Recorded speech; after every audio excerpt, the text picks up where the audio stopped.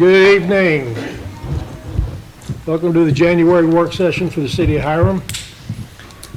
Mr. Palmer, would you lead us in the invocation, please?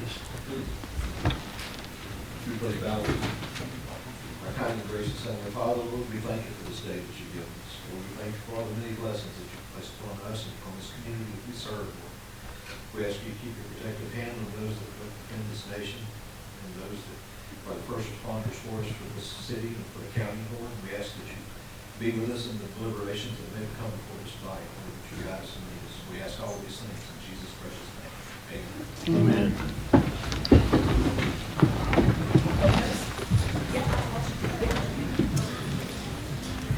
Do you want to come up?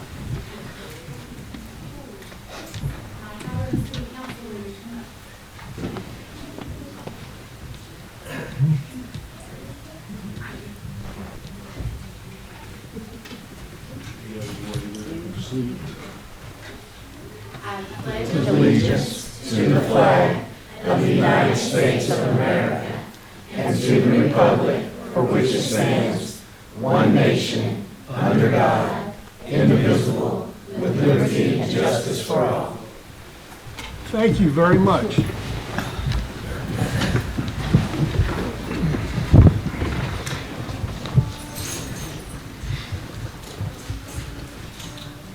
Now, Ms. Black, are you ready to rock and roll?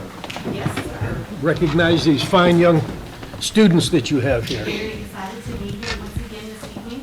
We have had a little bit of some viruses going around our building, so we've had a few short, so we may not all be here tonight, but we are excited to recognize everybody tonight. We will start off with kindergarten. This student is recognized for citizenship this month. They are a great example of this trait. They exhibit kindness, fairness, and an eagerness to help everyone around them. They have a sweet spirit about them that draws others to them. They are an extraordinary young man who will continue to do great things in his family, class, school, and community. We are proud to have Amari Gomez represent kindergarten this month.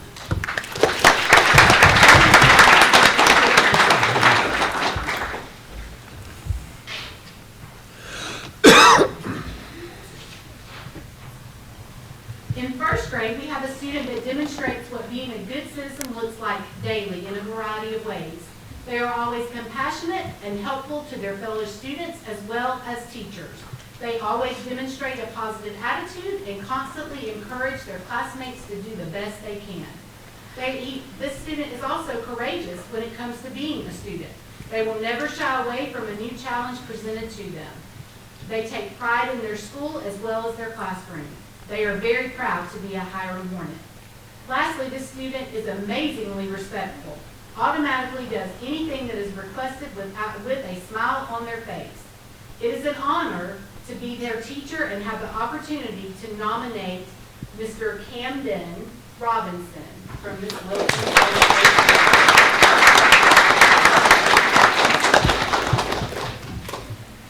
He's smiling already.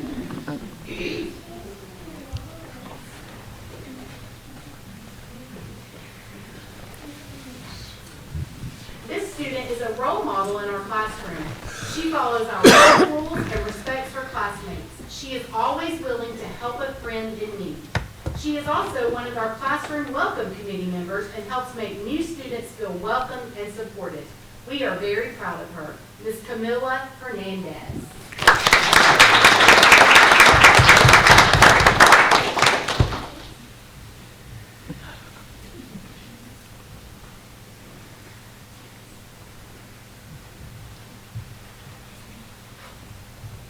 This next student was nominated for the Good Citizenship Award because they are a wonderful student who sets a great example for their classmates. This student is respectful and kind and gets along well with everyone. They are always ready and willing to lend a helping hand. This student works hard at everything they do and has made great progress towards all of their learning goals in third grade. This student comes to school every day prepared with a positive attitude and follows the rules of our classroom and our school. They think carefully about problems and come up with creative and unique solutions. It has been my joy and pleasure to have this student in my class this year, and I look forward to seeing how far their good citizenship skills take them. We would like to recognize Miss Alexa Smith.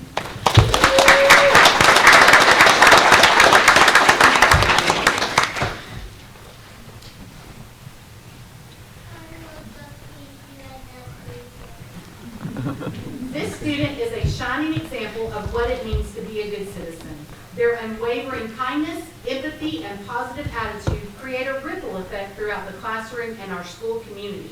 Whether it's helping a classmate in need, fostering inclusivity, or spreading joy with a smile. This student consistently demonstrates outstanding character. Their actions not only make our school a better place, but also inspire others to embrace similar values. This student embodies the essence of a leader within our community, and we are fortunate to have such a remarkable individual in our midst. Please recognize Miss Amy Sierra.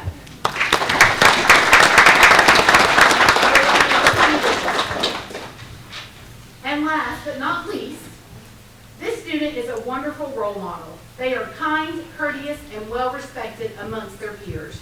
The students and staff alike know that they can count on this student to do the right thing, even when no one is looking. They not only get their assignments done in a timely manner, but always make sure they have done their best work. This student is a great example of what a Hiram Hornet should be. Mr. Abdul Darbo.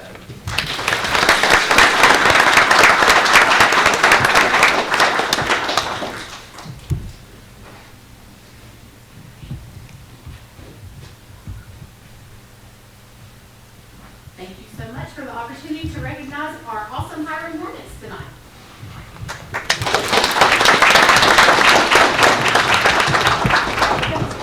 Photo. Everybody hold up your certificates. There we go. And don't worry, parents, we'll get a photo in just a minute. All right.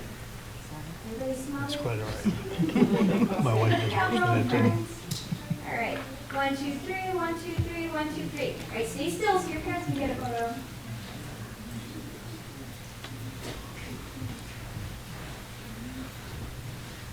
Folks, if you want to come on up, don't take it from all with it. Come on up and take a photo.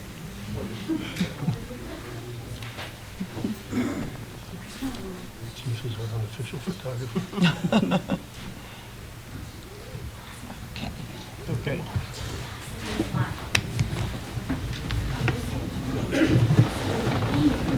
We have one that just got here.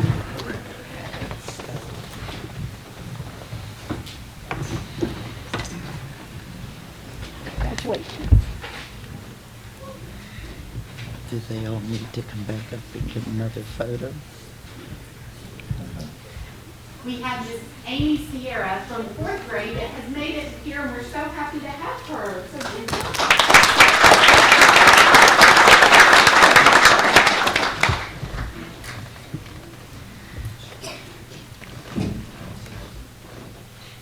Can you tell her to come up and take a picture? Can you tell her to come up and take a picture? Thank you. Yeah. Can we take a picture? Can she be recognized in the front? Si quiere coger una foto ahora puede ser.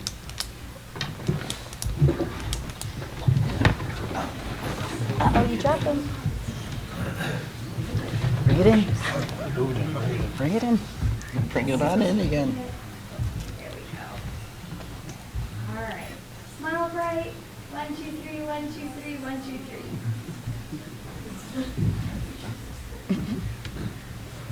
Congratulations. Watch yourself. Melissa, you have the document.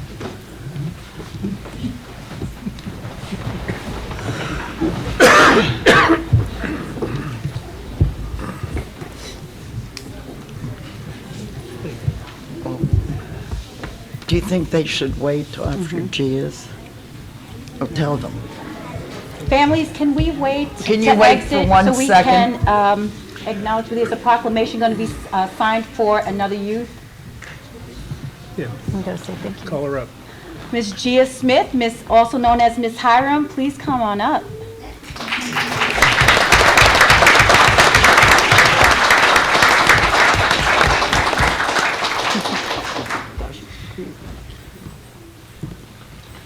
Yep, and our mayor's going to stay right there. Perfect. Proclamations for Gia Smith Day, January 30th, 2024. Whereas Gia Smith was crowned 2020 National American Miss Georgia Princess, the 2022 National American Miss Georgia Junior Preteen, and 2023 Miss Hiram Junior Preteen, and went on to win the 2023-2024 National All-American Miss Junior Preteen Queen title. Whereas Gia is 10 years old and in the 5th grade at Hiram Elementary, she participates in performance, dance, cheer, and tumble. She is the 4-H 5th grade class president, member of the Student Council, Safety Patrol, Spark Club, Reading Club, and 4-year participant in the Georgia Gifted Program. Whereas Gia has volunteered at children's centers, including the Paulding YMCA and Helping Hands of Paulding County, she also has plans to host several community events to support the Shepherd's Rest Ministries. Whereas in her role as the National All-American Miss Junior Preteen Queen, she aspires to encourage other young children to step into more volunteer roles within our local community to advance good leadership throughout the world. Whereas it is important that our youth be encouraged in their strengths and abilities through competition, the National All-American Miss Competition is a great outlet for young women to practice their public speaking and writing skills, to meet other driven and ambitious young people, and acquire leadership abilities with being a positive impact to our community.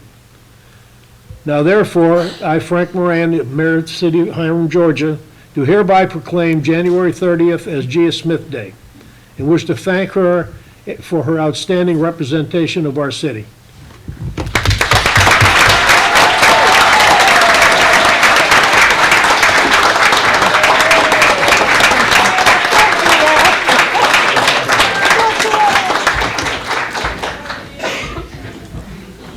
Gia?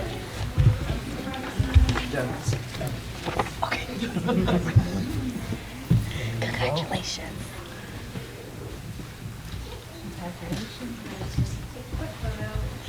Under. Under, over. Mr. Trestle, please, thank you. All right, 1, 2, 3, 1, 2, 3, 1, 2, 3. Gia, thank you very much. Wait a minute, here comes Mama. Come on, Mom.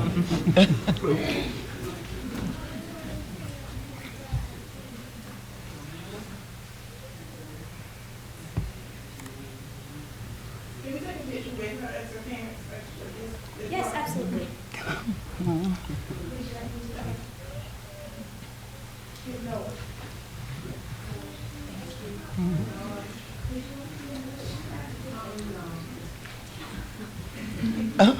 She is security. Yeah. Sure.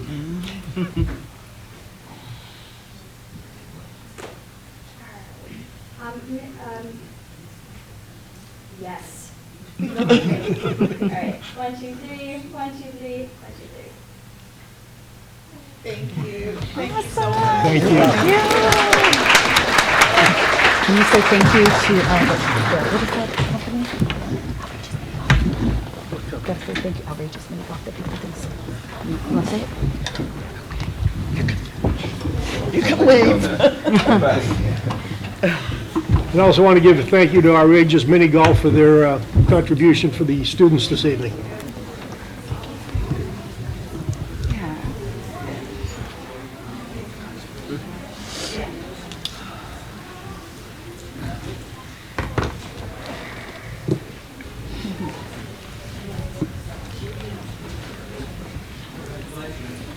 Oh, it's official. You see the little box for her sash?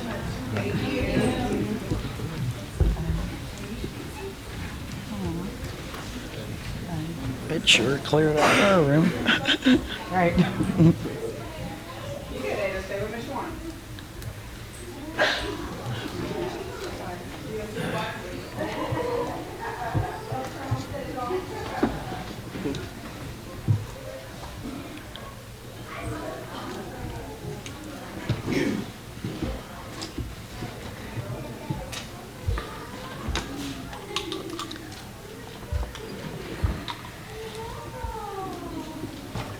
Okay, now we'll conduct a public hearing. I'd like to read the procedures that will be followed for the public hearing. Anyone wishing to speak shall raise their hand. Each speaker will be recognized one at a time and should state their name and place of residence upon being recognized. The person recognized will speak, recognized to speak will be allowed to speak on any point relevant to the application being considered. Each side shall be given a maximum of 15 minutes to present their case.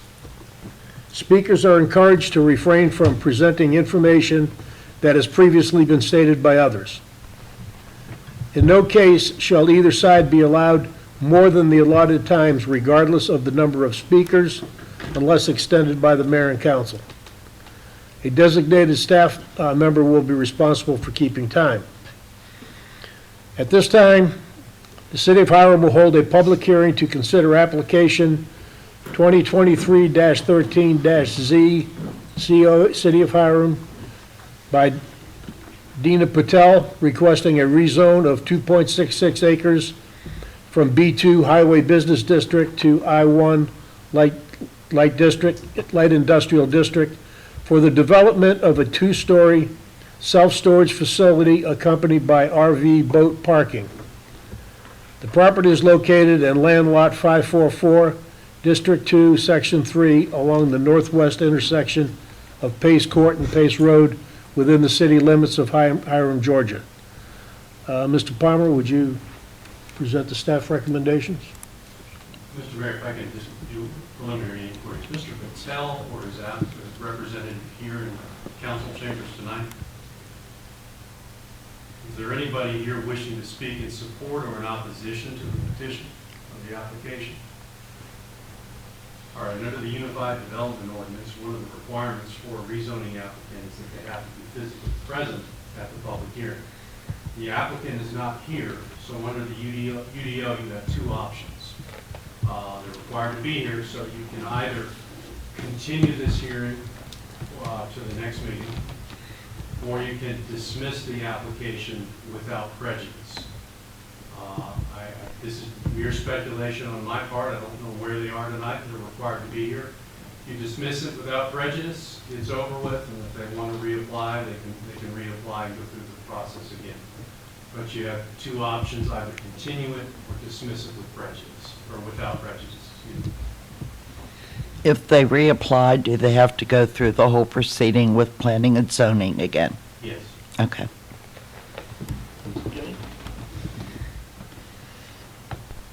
So Jody, they came to planning and zoning. What did y'all come up with up there at planning and zoning? Or have you not? They The recommendation from the planning commission and the staff's recommendation is to deny based on non-compliance with the comprehensive plan from 2022 and the future land use map of Hiram. For the record too, the property was posted with the advertisement for the hearing, which reflected by the owner, which reflected both today's date and time for the public hearing. Okay. This is where it's at. This is the hotel. I think with that being said, can we get a recommendation to dismiss the case with prejudice? Without prejudice? I'll make that motion. Okay. Do I have a second? I'll second. All in favor? Opposed? Dismissed. Public hearing is now closed.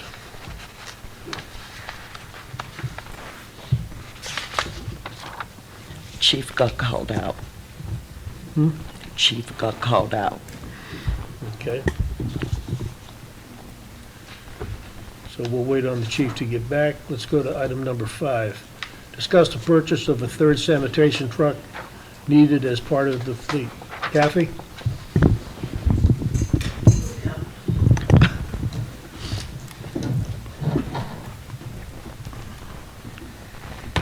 Good evening.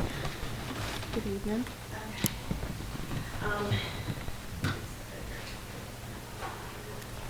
We're proposing the purchase of our third truck that we initially had discussed, that we would be in need of initially once we got our sanitation and everything going with us.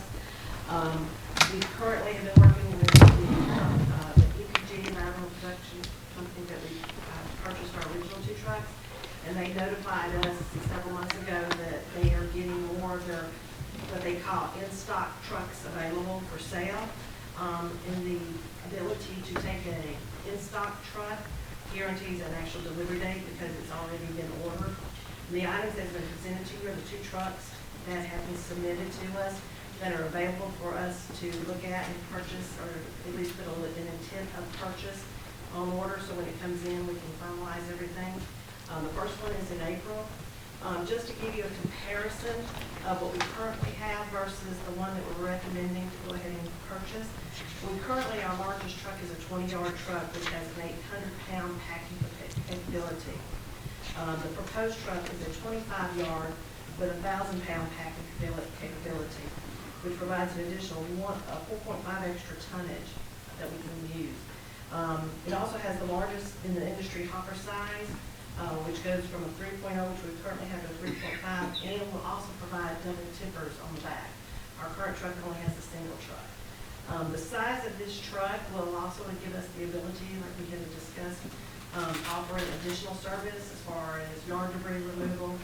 If we wanted to try to do like some furniture removal that we can compact in the truck, this truck has those capabilities to do.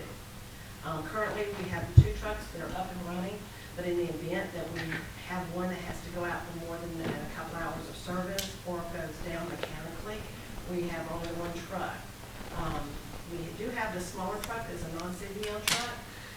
And we've already had a couple of days where that has had to have maintenance issues, but we were able with the larger truck to supplement the loss of that truck for a couple of hours and pick up with the larger truck. Should the larger truck go down, we have to supplement with a smaller truck, you're looking at a lot longer cover period that has to be taken care of. So that's why we were looking at possibly going with even the third larger truck, which would give us the debris and the large equipment or the haul-off capabilities that we eventually wanted to get to.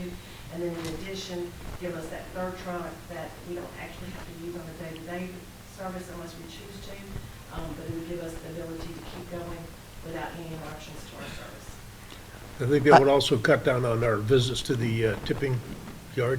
Correct, because we could actually park the current large truck that we have and utilize the second truck. And that would definitely, Jonathan's here, he can speak to that, as far as the trips to the landfill. So I would say right now we're currently going almost every other day. And we probably could cut that down to what?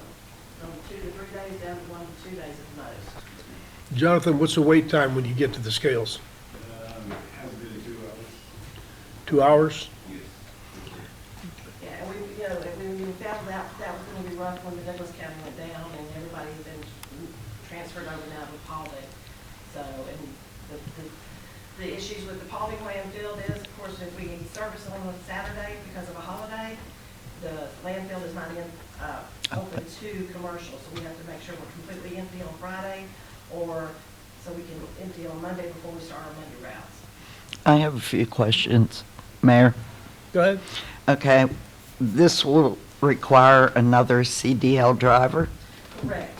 Okay. And do we have enough room to park all 3 trucks up at the maintenance? We do. Okay. That means we will be hiring at least 2 more sanitation people? We wouldn't actually be running all 3 trucks every day, Okay. but we do need an additional CDL driver on staff just in the event that currently Jonathan is our only CDL driver. Right. So if we could get that additional 4th person, that would be a CDL person versus a CDL individual that can hop in and drive a CDL truck. Also, we needed both CDL trucks on the road at the same time. Definitely we need to look at that also. And my last one was, I came down and asked you how much more money would it cost to get a maintenance agreement exactly like we have on the other 2? Correct. For the leach rear loader, a 3-year contract is $14,600 per year, and to do a 4-year contract is $15,800 per year. 3 is 14,000 per year, and a 4-year is what? 15.8. And they have been very good as far as all of our service issues and everything, and they've even improved to the point now they've got a mobile mechanic that's coming to us. Okay. You want to speak on that? Yes. That comes under the service contract. EPG said today, because I was trying to find, you have Peterbilt and Freightliner. Both of them wants the truck for 3 days. We can't do that. Because they want it on Wednesday, and then we keep it till Monday. But I called EPG and they said, no, we have a mobile mechanic, so we'll come out, we'll change your oil, we'll do everything. The only thing they can't do is they want to put the computer system, and that falls back on the group. Those are all my questions. Why don't we run all the trucks together? If they, why not? Well, you could run all three, it would just shorten, right now we currently got a 4-day service cycle. If we were to run all three, it would almost drop us down to a 2-day service cycle. So, but Just that because would of the help us size out, of the trucks. that would help us out when we have a holiday week. Almost definitely. Correct, which we could on the holiday weeks, because this, right now, we put out that holiday calendar where, like, the week of, 1 week, we just told everybody to have all their cannons out, no matter what, starting on that Monday, so we could just try to service them all out. I think it was week of Thanksgiving, so that way they wouldn't have to be picking up on Thursday or Friday. So we just started on that Monday. If we had all 3 trucks, we would have knocked them all out by Tuesday afternoon. This also moves us down the road toward fulfilling compliance to the city's franchise ordinance on sanitation, because we do still have a couple of communities that are split or utilize a different sanitation service. They should be coming on board. And the concern with our current setup is that it would be a bit overwhelming to Jonathan and Chris Helper, as well as to Mike on the small truck. This would actually open up capacity where we could absorb those communities as well. Have we got an increase since we are doing it? Have we had people sign up? We've had we haven't actually hit any newer subdivisions to bring on entire subdivision as of yet, but we've had the ones that were the hit or miss throughout this subdivisions that had services out other than us, that we have come on board. Okay. And I think we're consistently picking up 3 to 5 a week, then we're adding on. Well, that's good. We've also had requests from people who are outside the city limits wanting to come on board. A lot. A lot. Of course, we can't allow that at this point. But just the addition of that 3rd truck will just give us flexibility. In addition, like Ms. Palmer said, if we want to go down the road and we start adding on those additional subdivisions, that we are already prepared and ready to roll, not just adding a 3rd truck to a 3rd route, and not messing up our consistent routes right now. So you're recommending the one that has the double in the back? Correct, the double Okay. tippers in the rear, correct, and the one that would be available in April instead of October. Okay.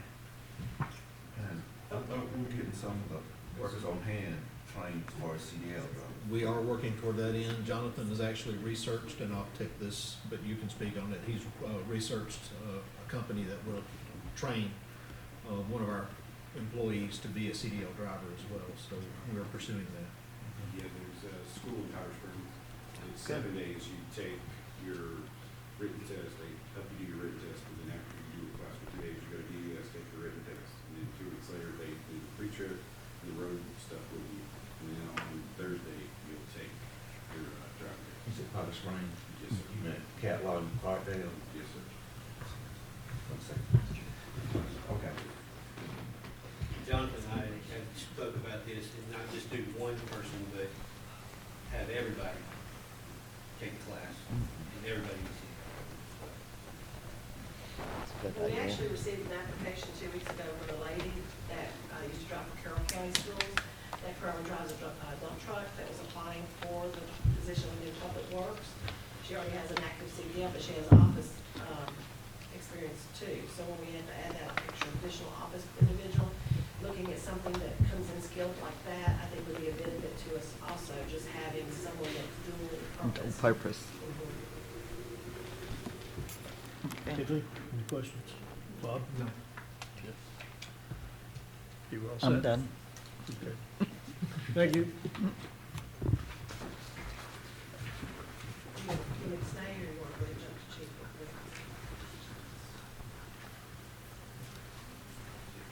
You got 2 more? Yes, sir. I see you got your purse and you're ready to hit the door as soon as you're done, right? Yes. Citizen back down. All right, discuss the proposed holiday schedule changes.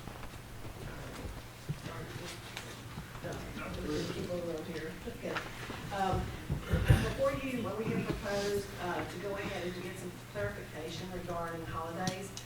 This past year, y'all had recently passed the addition of the Juneteenth holiday to our holiday calendar.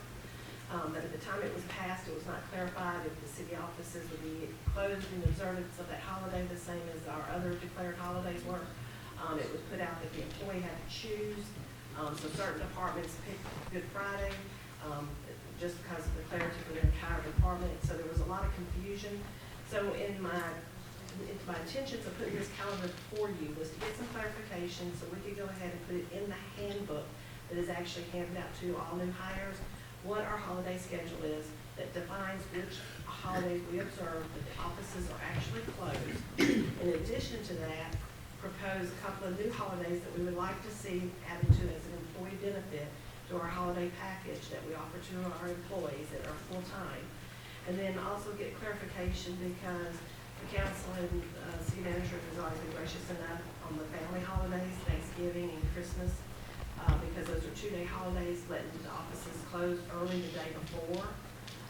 So we propose that we just go ahead and get clarification on those days, that it's an official, either an official city closed afternoon or a holiday closed afternoon. And the reason I put it in those two ways is because right now, with the additional shift differential for PD, if it's declared as a holiday, those hours are given that holiday differential to those officers that are working. So before, when we closed at 12:30, it's been considered an official city closure. So they don't qualify for that additional hour for working those shifts during that time that we are actually closed. So the purpose of what I put before you is to just basically go over what we currently have as our holidays and look at what possibilities we have as far as additional holidays and clarifying those basically early release days that we just don't know in advance, and where we can actually define it as an employee benefit, because that's basically what the holidays are employee benefits. We currently have New Year's Day, which that would stay the same, or our proposed holidays. Martin Luther King Jr. Day is a current, and it will stay proposed. The Good Friday, like I said, it's a choice between that day and Juneteenth. We're proposing that Good Friday and Juneteenth are official city closed days. Memorial Day will stay the same. Independence Day will stay the same. Labor Day will stay the same. And for the last 2 years, Biden has declared Columbus Day as Indigenous Day. We put that on the proposal also as a holiday. We have a Veterans Day that is being requested as an addition. And then we're currently closed Thanksgiving Day and the day after, and we're just asking on that Wednesday to close half a day. Just go ahead and know that we're going to be closing at 12:30, so that way our residents can also know. All of our services that we currently offer to the walk-up customer is available online pretty much, as far as from the utility billing side to court ticket payment and that kind of stuff. The only thing I think police has as a walk-up is like your server's license and stuff like that. They have to be fingerprinted, and those are not online services. But everything pretty much now is we've gotten where a customer can pay online, including business license, facility rentals, and all that is now online. Also, we're proposing the day before Christmas Eve. Because we currently close Christmas Eve and Christmas Day, we go in and acknowledge that we're going to close at 12:30. In the event that either the day before Christmas Eve or Christmas Day is like on a Monday, like it will fall this year for 2024, instead of just coming in and working half a day, we've done it in the past where we just went ahead and acknowledged it as a holiday for that day and we closed that day. In looking over the next 7 years, all the way through 2030, if we were to adopt this calendar schedule for holidays for employees, we're looking at 2 years regarding Christmas, that would be a free all-day holiday. And that's for the year 2024 and 2030. Yeah. And then in 1 year, that we would have a half a day off and 3 all day, and that would be in 2025, and that's because of Christmas being on a Wednesday, Thursday, and then we would have that Friday, we'd have to come back. 2026 also. So, and in 2026 is actually just going to be a half a day Right. and 2 all days. Two And all that's 4 years that would, basically all we're doing is just adding that half a day that normally we're already given anyway. So in 7 years, we're looking at 3 additional days, full days that we're adding to the holiday schedule, and 5 half-days to be, they can be considered an official city closure or a holiday for Christmas. In addition to the other holidays that we're requesting, Juneteenth being confirmed as a city closed holiday, the Columbus Day, Veterans Day, and New Year's Eve, which is one that we put on there. And the reason I added the New Year's Eve is because since we just hosted our first New Year's Eve event, and we had such a great turnout and everything, I'm assuming we would like to continue that into the year, because that is one of those holidays that roll throughout the day, each day of the week. It would be either for us either to close half a day or a whole day for that day in preparation of that event that night. So basically, those are the holiday schedule that we proposed. You have attached a calendar of how it works for 2024, and I've done additional calendars from 2025 all the way to 2030, if you're interested in looking at those. Now, how many extra days? 2. I'm sorry? How many extra days, y'all? We're just basically. So it's 15 holidays, so, I mean, good gracious, I need to come work for the city of Highland all these days off. We have Well, 10 days we're right only now. actually adding 2 actual additional days, But you what said we you currently wanted- have, which is the Veterans Day and the Indigenous Day. You already have the Juneteenth, it's just not clarified about the city being closed on that day. But so why did you pick those days? I mean, those are federal holidays, right? And city government and federal government is a different. So you said Biden made a Well, it suggestion on that, Well, but it's not a national holiday yet. It's still a federal holiday. So it has to take Governor Kemp, like on the other days, like on Juneteenth, Governor Kemp and the president signed. I mean, if you go say, Well, no, I just added this one only because I know that we have had lots of discussion as far as sensitivity and everything like that. This is a decision for y'all to make as far as what you pick and choose. I could have gone ahead and added every federal holiday, including like President's you only Day. missing, I was gonna say, you only missing You know, President's Day just and Flag all the Day. other days and stuff, but I didn't want to do that. I just threw out this particular day. Of course, Veterans Day has always been a requested day when you ask employees, what other holidays, when we've done surveys and stuff, what other holidays would you like to see? And the majority of them have said Veterans Day. So, let's, as far as just things that are national holidays, and this is just a thought I'm throwing out, let's just keep that the same, and then if you give them 2 floating days, as far as employees, not necessarily days that's not national holiday. You know, it seemed like that would be a little different, because with it being a federal holiday and not a national holiday, it's gonna take, I think we probably have to do a resolution to adopt that day, that's because it's a federal holiday, not as far as it being on the city Well, your government level. certain holidays are just considered an employee benefit if the offices are closed. If you do the disadvantage of doing a floating holiday, and you give them an opportunity, the problem that I have seen in the years past, that if you give a group a day or 2 days that they can choose, Mhm. who are you to decide which ones get which ones to make sure you're covered because the facility is still open? It's In a floating addition to day. that, we need to be fair to our officers that there is no 2 additional holidays for them to be paid if they work that day. Like if I chose Veterans Day, if the officers were working Veterans Day, that would not be a holiday to them. They're actually working that shift. Because yours is floating. Mine's a floating day. Where if it's declared as a holiday, as an employee benefit, then those defined days that the offices are closed, it's a defined structure that we provide to the police department, that these are holidays that the offices are closed. If you work these days, You get will holiday that pay. additional $1 per hour for They that holiday. have to work holiday days, yeah, it's just. If I may just mention, I'm looking up at the state Georgia holidays, or state of Georgia holidays for 2024. Columbus Day and Veterans Day are both state holidays. Yeah, for the state, but not for our government. So in other words, it's not a national holiday like the rest of the holidays, like all the other holidays, like 4th of July. The day after Thanksgiving is not a national holiday. It's not, but that's a day that we give the employees. Right. Right, it's a state holiday as well. I get that as well. But that's what they're saying, I just put these out as proposals as far as an employee benefit that could be added. You can, like I said, if you don't want to do any of them, that's fine. If you'd like to choose some of them, you know, this is just something that I just would like I was just wondering why, clarification. I mean, you got all the federal holidays except for Flag Day and President's Day. I mean, don't stop at just two, to add them Well, up. if you'd like to add those, I mean, like I said, I'm Good putting it gracious. in your hands as far as. I have a question about how we're operating now. So on Good Friday, we have Good Friday and Juneteenth, and our employees are forced to choose or swap. Right. So We're what closed day Good is it Friday. open, what day is it closed? We're closed Good Friday. Okay. Juneteenth is a floating holiday, so it's one of those that changes, because it's just always the 19th of June, so it could be a Saturday, Sunday, it could be a Monday through Friday. It just depends. That is a chosen day based off of what the employee chooses. If they want to do that as their holiday. Right now, we're currently, because that is an open day, the departments are forced to make sure that they have someone that chooses to work Juneteenth, so the offices can be covered.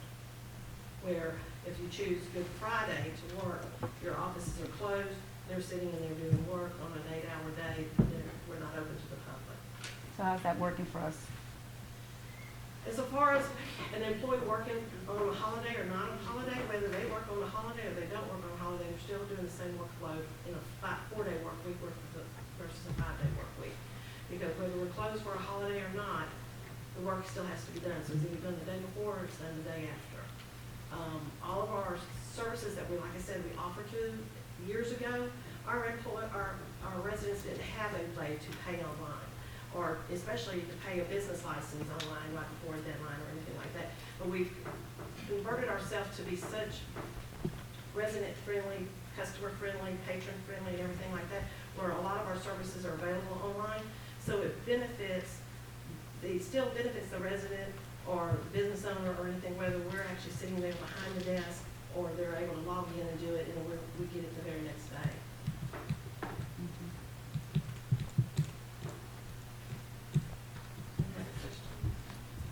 Questions? Well, I was gonna say,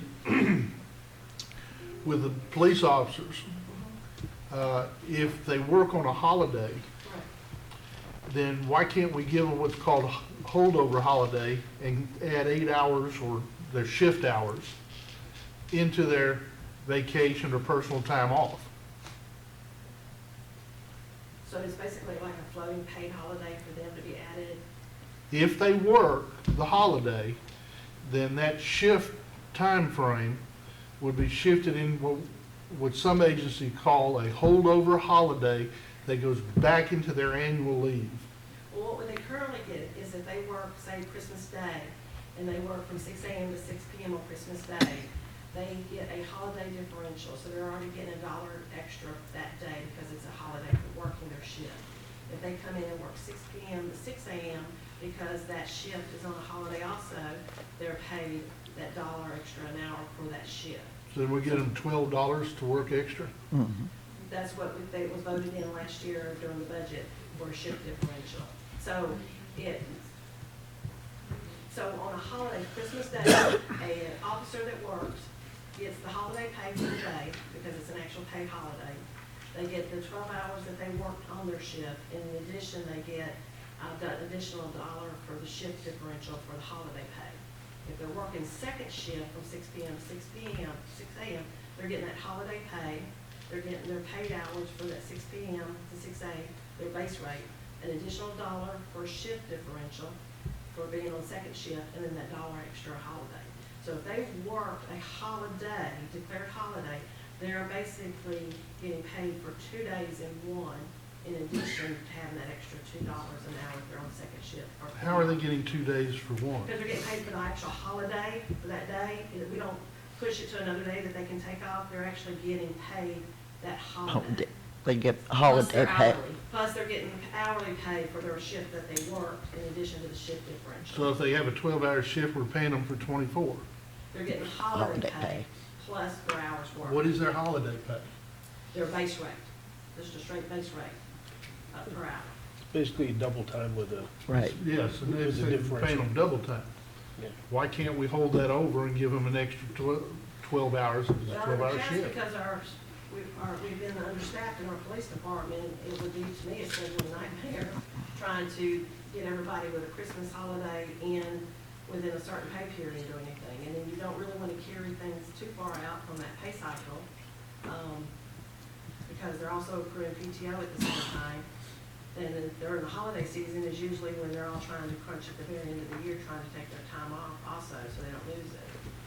Well, if I was a police officer, which I have been, I'd volunteer to work Christmas and New Year's for double pay. We've had, we've actually, I can't speak, but Chief can speak. I've noticed that some that have always taken off at the holidays to use those PTO hours actually worked some of the holidays this year instead of putting it off on the newer guys and stuff to work. Because it was an incentive for them to work. And that was just one of the things that was added in the budget last year and approved to make our police department a little bit more of an avenue for others to look at that wanted to come to hire them to be an officer because it was a benefit that was offered to our officers. A little bit more financial. Correct, just a little bit extra. Question. Yes. Is there any negative impact to the budget or to the city by approving holidays? Improving holidays, no, because like I said, the work is actually being done. And then, when you look at an actual pay week, a regular hourly employee, other than a police officer, has to physically work 40 hours in a week before they kick into overtime. If you add an 8-hour or a 16-hour holiday in that pay cycle, they have to work physically an additional 2 days on top of that holiday to get that 40 hours. So overtime actually goes down. Even with the police department, they physically have to work 86 hours within that 2 weeks of getting holiday pay to make their overtime rate. So our actual overtime goes down during the weeks that have holidays. How many Yes. days do you have the opportunity to work from home? The only ones that actually work from home are the administration side. Okay. I think the proposal that you provided, The hourly ones are just, they're basically working the 14. I think the half-days are a great incentive for our employees. So I appreciate you putting that together, but I'm still focused back on the current holidays, which has caused so much confusion. A religious holiday over a national holiday.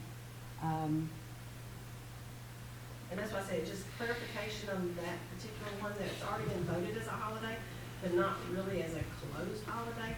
That would help because when I do onboarding for new hires, I have to explain that Juneteenth is a holiday you can choose, but, you know, and with PD, you're working with two different aspects of employees because with the police department, it's like we're open 7 days, 24 hours a day. But when you're looking at administrative employees or a public works department or anything like that, you know, you have to say, okay, your department's gonna choose for you, or you get to choose which one you want, whichever works out beneficial-wise for your, your department. So just for clarification, allowing our employees Good Friday, which is a religious Friday, and allowing them to take the day off and closing City Hall for Juneteenth, which is a national holiday, will not impact our budget and will allow a consistent way of operating Correct. our city. And the only reason I say, and it's one of those weird holidays, it's gonna change every day of the week. You know, every year, it's gonna be a different day of the week. That's not the only one that changes. Well, I mean, no, I'm talking about the one that we currently have as a holiday that's not actually an official day closed holiday. Good Friday. Yeah, so you'll have it where it's on a Saturday, well, if we declare it as an actual closed holiday, then that would become a Friday closure.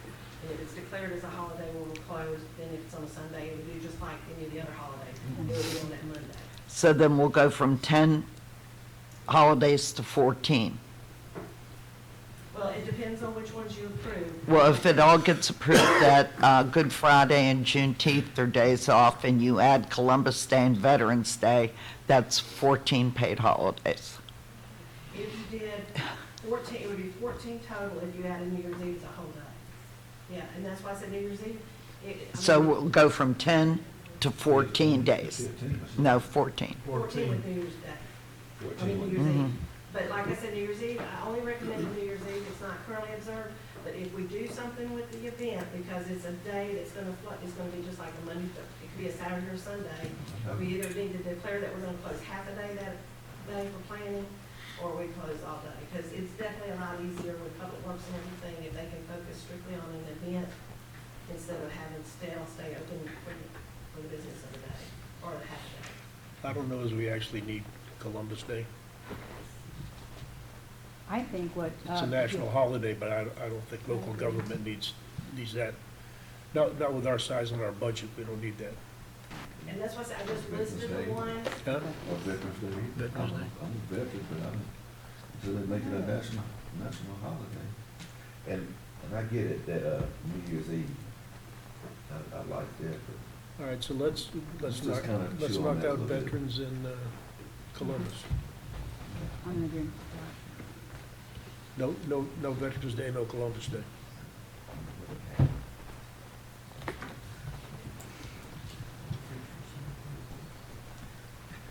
Okay, what did you want to do for New Year's Eve? Take it off the calendar or half a day or? Well, if we don't do Columbus and Veterans Day, we're back down to 12. And that included New Year's Eve. and on Thanksgiving, you want a half a day. We already They are, pretty much close at 12:30. I'm just wanting it to be declared that that's. So they can put it out on a So master we can schedule put it for the out there public that post. we're going to be closed, and that way it'll be on our calendar that we're closed on those days. And then that way sanitation can plan as far as their scheduling goes and everything like that, because we've got so many departments that look at these holiday schedules to do staffing and to do sanitation pickup now and everything, so it's easier if we can declare 12:30 closures and stuff like that. And for citizens too. And I'm. But- For citizens I- as well. Yeah, and our citizens also. She wants the day before Christmas. okay, Eve but, off as well. but you have to understand, that's what I was just gonna Day before say. Christmas Eve. But they will be closed this year if we approve it, Monday, Tuesday, Wednesday, 23rd, 24th, 25th. However, next year we'll go from 12 down to 11 because the 2025, you would get Tuesday is the 23rd, Wednesday is the 24th, and Thursday is the 25th. So you would only have a half a day on the 23rd. I'm sorry, mine says.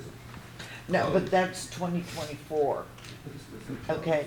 That's what they want. For 2024, it would fall into It that full would be day. the 23rd, 24th, and 25th. In 2025, it would be a half a day on the 23rd. So this drops down from 12 to 11. So keep it simple for me. We're talking about the calendar year 2024. Okay. I might not even be here 2025, but I just want Well, to, I just try to keep it okay. simple. Well, That's all I I'm trying to worked say. it out Yeah, for, so basically, what we were just looking at is, originally was just the 4 additional great full days, which was the Juneteenth, the Columbus Day, Veterans Day, and New Year's Eve. We've already taken the Veterans Day and Columbus Day off the calendar. We're just gonna officially close on Juneteenth, and then we can discuss the half a day or the full day for New Year's Eve. And then you're really not adding anything except what we already do half a day on Christmas Eve, the day before Christmas Eve, and the half a day before Thanksgiving. And I think Jody's normally real good about that, saying, hey, slow, we'll let y'all out extra, or we're not gonna, let them come in today. I mean, I think it should be already I think he's in real writing good at though. that. yes. That way our employees can plan. Those are family holidays. It's an incentive to our employees that helps with the retention of our employees. I think that is a token of appreciation, small, but it's there. And then you know what to expect year over year. So I Okay, think- so let's wrap it up. Well, all I can say is, in researching holidays and stuff, when I've been redoing the handbook and stuff, over certain sections and stuff, there are several cities within the group that I communicate with and everything, they automatically declare those half a days before those family holidays as part of their holiday schedule. So it's, they're in their handbook. Because 3 years from now, if I'm not here, it's just a word of mouth that this could be a holiday or not, it's already in writing, it's declared. And the citizens will know ahead of time. Correct. It'll be on And the our posted citizens can schedule still online. conduct business on our website. And without knowing ahead of time, sometimes staff can't leave because they've not finished what they need to for the day because they didn't know that was coming. And I'd also like to mention, it was a couple years ago, you all voted in that extra Christmas holiday because it fell similar to this year, where that Monday was gonna be just by itself. Honestly, you'll probably save money because nobody's coming in on the 23rd of December. It only So- happens like a leap And that's year. what you explained to me. So that It's not whole every day- year, but that's what happens. Right. Leap year, so that's what messes us up at Christmas. Otherwise, it's not an issue. All right, so let's make a decision. Yeah, we find schedule you said, Frank. Okay, we're good, Kathy. Well, that's what I'm saying. Don't push your luck. And every year Kathy could put out what it looks like for that year too. Yeah, so, I mean, we can always make modifications per year, but it's just, going forward into 2024, it's going to be close to Easter before long, with Good Friday coming up, and we need to have some kind of decision. Because this year, because of the leap year, our Good Friday is actually in March. It's normally in April, so. We all good with what the proposal is? Okay, we're good with the proposal. Understand the proposal? Frank? Yes, I wrote down. Okay. What did we decide, I'm sorry, what did we decide with New Year's? Columbus Day next to Veterans Day. Y'all still have not let me Did we know. decide half a day or a full day for New Year's? That's what I was gonna say, I've not got anything on New Year's Eve yet. For us to conduct, for us to orchestrate another New Half a Year's day. Eve event, it requires our personnel to be here. How does it impact our police? How does it impact Public Works? Because they're the ones working it, as well as Edmund, right? Who else is all involved Everybody in planning that? Correct. So how does that work for Basically, them? what it works down to is that this past year was on a Sunday, which was convenient because we already had that Monday off, so we came in, we worked on that Sunday, got everything done. Police was limited because of it being such short notice. They already had a lot of individuals that were taking off for the holiday and stuff already, as far as taking their PTO and everything. But normally in advance planning and stuff, police would look at their schedules as far as who they have on the road and who's not on the road. Everybody that's not on the road would be working the event. I think we only had, 7 officers this year? 7 this year, where normally we have almost 15 working an event. Public Works is everyone on hand, getting everything ready, getting their stage set up and everything like that.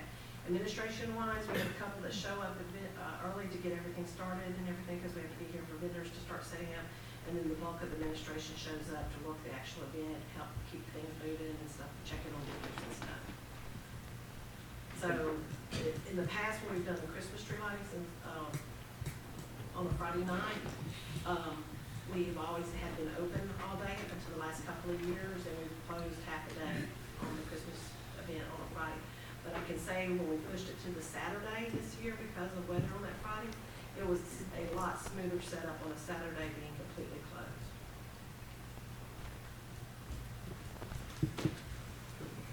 Okay. So y'all just let me know what you want to do about the New Year's Eve. Well, I think we need to discuss that right now so we can vote on it on Tuesday to make this thing happen for this year. What do we want to do for New Year's Eve? I think the half a day is good. Half a day? Half a day? That's New what Year's I Eve? think. I don't know what anybody else does. Half a day.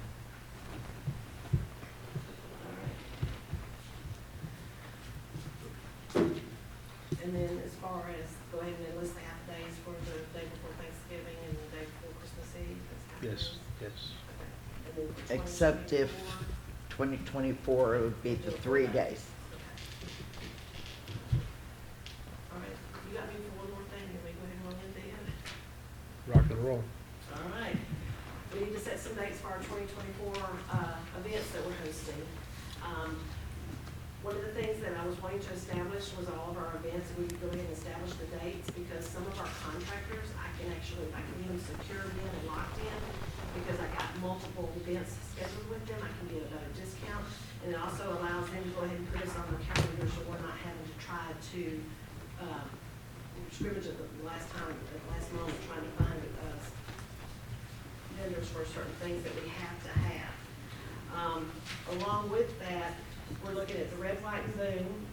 Normally we hold it either the weekend before or the weekend after the 4th of July, so I'm looking at June 29th and July 6th this year for the Red, White, and Boom. I like the 29th. What do you think? Before the 4th. The other one I think is, you'd have better luck getting a contractor that time. Okay, so we'll do June 29th for that. I have a question. Can you get the guy that did the New Year's Eve Yes, I've already got him fireworks? for those 2 days. All I gotta do is They were confirm. awesome. Yes. We've done the pet show and adoption in the past, and we got away from it this past bring that back, I would like to try to focus on maybe September 14th, that Saturday for that. If y'all want to do a pet show and adoption, we don't have to decide on it now. I just wanted to put that possible date out there that we decide to proceed with a pet show and adoption. The tree lighting to be held on either December 6th or 7th. That's the first weekend in December, and that's the Friday or the Saturday.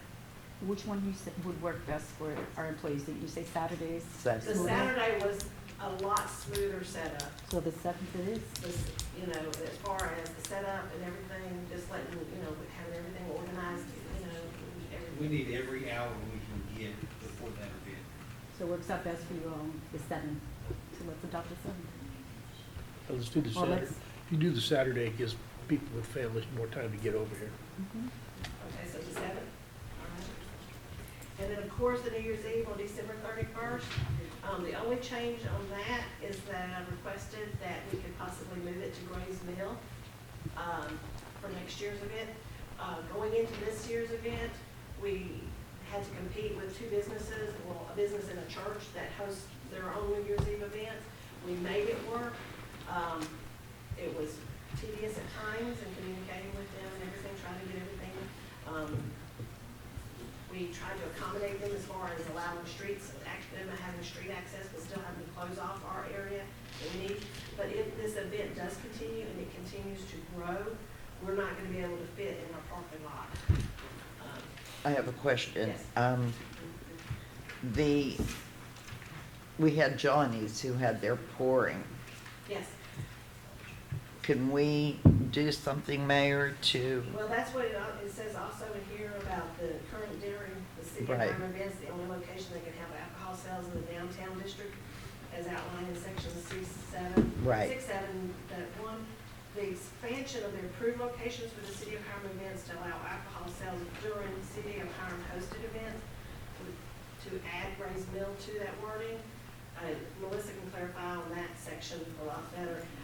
Would provide an opportunity for more events to be held at that locations at the same advantage as the downtown area. And I recommended to go ahead, if we're gonna do that, at Ben Hill Strickland. So if we host anything at Ben Hill Strickland, we would have Ben Hill Strickland and Gray's Mill already as city of Hiram properties that would be allowed for that. Pardon? Yeah. Only during city. Ben Hill Only for Strickland? city events.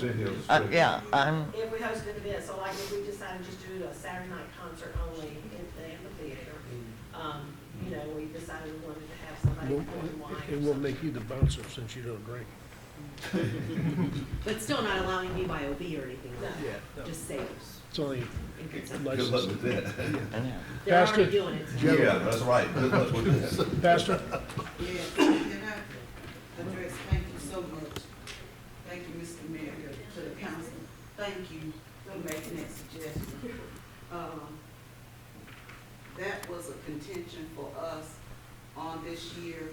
I didn't get notified until that Thursday that was even happening. So didn't know anything about it. But even at that, we couldn't host, and we've been doing that for about 33 years. We always have had watch night service at our church. So we had to then, because we had put notices out and all that we were having, try to then go back and put things out to say we couldn't, because there's no way that we could compete with that truck that was parked like that and the noise, and then you had a band playing. There's no way we can have church with all that, even though you said you made accommodations for us to come around. We started 10, you all started at 8. All the parking would have been taken up. And we do have seniors and all that come also, very thankful to that. And for them to try to get from up there, park and out, and then get back, and all, it was just too much. Right. So then we changed and did just on telephone line. So I am asking you all to please consider us, and I thank her for saying that. If y'all could move it down, we'd be so happy. That make me, I could shout today if y'all just move it on down there or somewhere else, because y'all have more space, you have more places. You don't have that. So if you could do that, I sure would appreciate it. Thank you for your time. Thank you. Thank you, Pastor.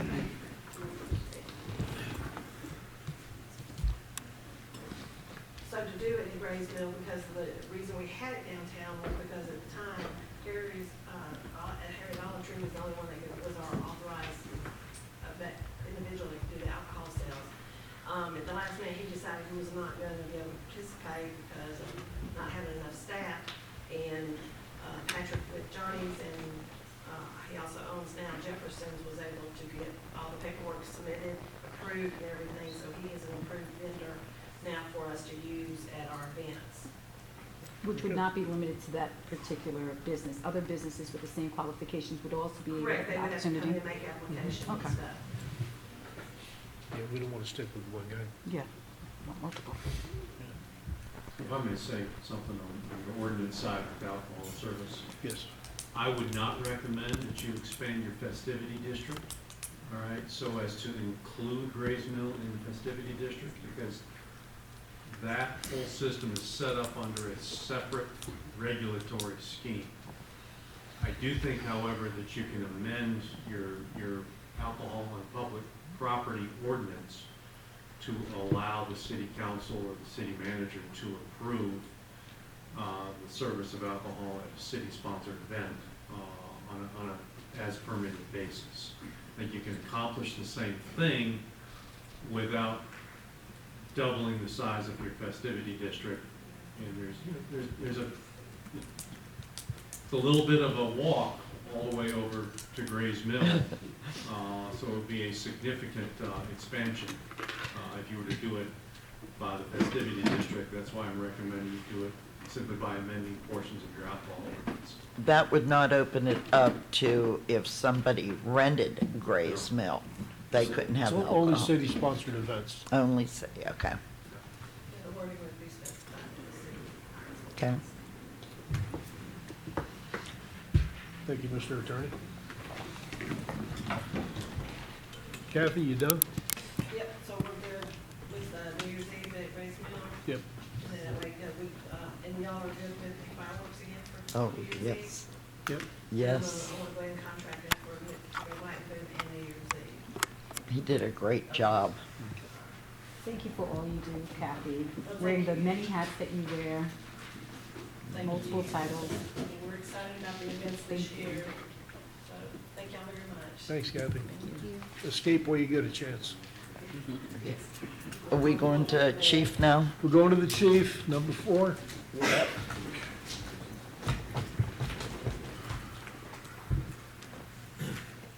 Ladies and gentlemen, I'd like to actually table this item that we have on there with a couple of caveats to it. We have been in search of finding 2 Ford Explorer police vehicles. We've had 2 vehicles that were totaled in the last 2 weeks that were hit by civilian vehicles. It was not the fault of the police department. Both vehicles have been totaled.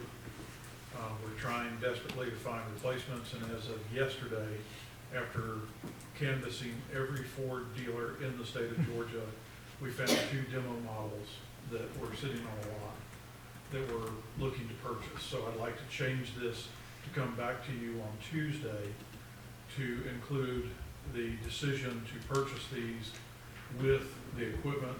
They're 90% outfitted. They were demo vehicles that were used at different police conferences around the southeastern United States. They would not require us to put much more money into them in time to make them serviceable, to get them on the road, to replace the 2 vehicles that we currently do not have. So if you would grant me that grace, I'll bring that back to you on Tuesday night of next week, along with a full financing package from Ford Motor Company that would explain how we're going to adopt these vehicles, because honestly, these are the last 2 Explorers in the state of Georgia. What year, We will not see vehicles again until sometime in March. what year are they? One's a 2023, the other one's a 2022, but both have less than 20,000 miles on them.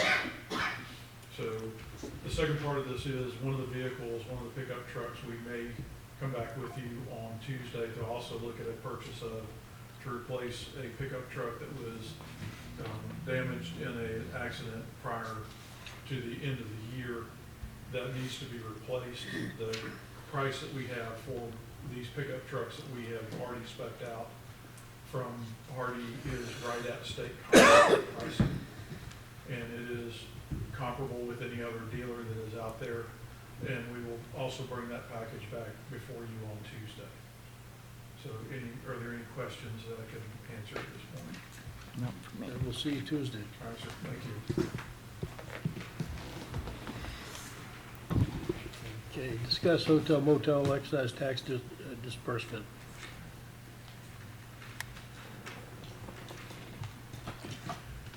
All right, currently, we have, those of you that don't know, by state law, all the hotel motel tax money that comes to the city of Hiram, we keep 60%, that goes into our general fund for operating costs and to run these events. We have to give away 40%. Currently, Mr. Cooey in the Hiram Hospitality Unit is recipient of 20%, and we're holding on to another 20%. And we've had some discussion with some other 501c6 people, so we're waiting to get a final decision on that. Anybody have any questions? So you said you're gonna start giving Hiram Hospitality money? They're currently getting the money, but the other money They currently get 20%, correct? What is that in dollars? 20%? $47,000. Per year, per Last- quarter? no, Last year. Last year was $47,000. How many was expended, exhausted? I don't know. Mr. Cooey? Out of the monies that you received, how much did you expend? We got rid of all of it. Matter of fact, we used a lot of it to the end with billboards to, promote the Christmas tree lighting, New Year's Eve, I think it was red trunk or treat, and a few other things, so, I mean, we got rid of all of it. Okay. And do we have something like an itemized expenditure report to reflect the expenses, the profits from the proceeds from the, I'm a little confused. They have to turn one, they have to do an audit every year, A certified audit. certified audit. Okay, so independent of the audit, do we lay eyes on, are we privy to see how those dollars were spent? We can see the audit when it comes in. I thought the We- audit, we don't- okay, we the don't- audit that I we saw don't- was We only. don't do an ongoing. Okay. That's too labor intensive for our staff to do an ongoing audit month to month. Okay. I think we have a question in the back, however, I'm sorry, may I? Okay, so the audit that I received, there's 2 line items, and I didn't quite understand because it's not itemized, it's like 10,000 and then another amount. Is that all we need to say our dollars are being strategically spent? If the audit is certified by the auditor that it is compliant with the state law with regard to the hotel motel tax disbursements, we don't carry it beyond that. If there are questions particular to a recipient, it may be better suited for us to establish a meeting, which Mr. Cooey's already reached out to me and willing to sit down with us to discuss and address those independent of this meeting so that we can. Okay, because sometimes we get information, sometimes we don't, sometimes it's a hit or miss. My question, since we're here having discussion, and this is not a personal, anything with, how I love sparkles. Hold on. So, I know you're a for-profit business. I'm sorry, what? I was speaking. No. You are a for-profit business with a nonprofit wing. My question to understand, if I'm doing my due diligence and research for understanding and making sure that we are in our legal, operating within our legal boundaries with these dollars. My only question is some kind of gray that I don't, and maybe you can help me at here or now. So you have these great events that are bringing in people and booking, our hotels are booked solid. I've been to several of your events. I love what you're doing. But on the other side, as a business approach, I need to understand, okay, so I'm assuming you're making a profit because, and I only assume, and this is why I've been asking these questions and nobody has been able to answer. Hotel dollars are being spent on events that you have hosted in the past. Now, with the dollars, hotel dollars, now funding these events that have been orchestrated or provided in the past, I'm thinking about what profits are coming into your establishment with those hotel dollars. So, for instance, I appreciate you always allowing me in to see and to experience the magic there. So if somebody's paying at the door or somebody's purchasing any products that you have under that roof, where do those dollars go? Do those dollars come back to us? Are they being spent on providing more marketing and tourism for us? How does that operate? The main thing is we bring in people that goes in the hotel taxes, they come in and we rent hotels and motels here and we fill them up. Okay. So that's what we do with them 3 events at the Hiram location. So yes, Hiram gets money, Sparkles makes money, but we've given back to the city also. We're doing the billboards. And for the last couple of years, this has all been new to me. And I've got, that's why I want to sit down with Jody and Mayor, whoever, and just kind of go over a brainstorm and see where we need to go from here. Okay. Because, it's not easy. It's not easy to do this kind of stuff. Bringing events to the, and doing this for the, for Sparkles, the city, Hiram Hospitality, but it's really Hiram Hospitality that's doing this. So we've got, it's a great vision, we just gotta see what's the next leg on this. Could we, if we continue partnership with you, would you be willing to provide us with an itemized account to show us what dollars are coming in and what dollars are going out? Or is there a separate column for your profits? Is there a separate column for what you're receiving and the expenses from that? You gotta remember this, I have these events already, we've done a couple of them, but we've enhanced it because we've able to pay better DJs, different things like that enhances people to come to this city that would have never been here. I agree. And I mean, all this stuff, it's all, I'm learning, so, Okay. I mean, it's like I say, it's not easy to put up this on, and, we got this, section meeting coming up. We got, 11 or 12 states coming to Hiram right here, and it's gonna book all these hotels up, and it's gonna be March 4th and 5th, and so it's gonna be a huge deal, and, it's people that, and people are driving their cars here, so, and we're gonna be eating here, so. I see the value. I'm Yeah, just concerned it's- about the dollars and the accounting side of it. I do see the value with you bringing all these people from out of state, crossing county lines, crossing state lines, so I get it.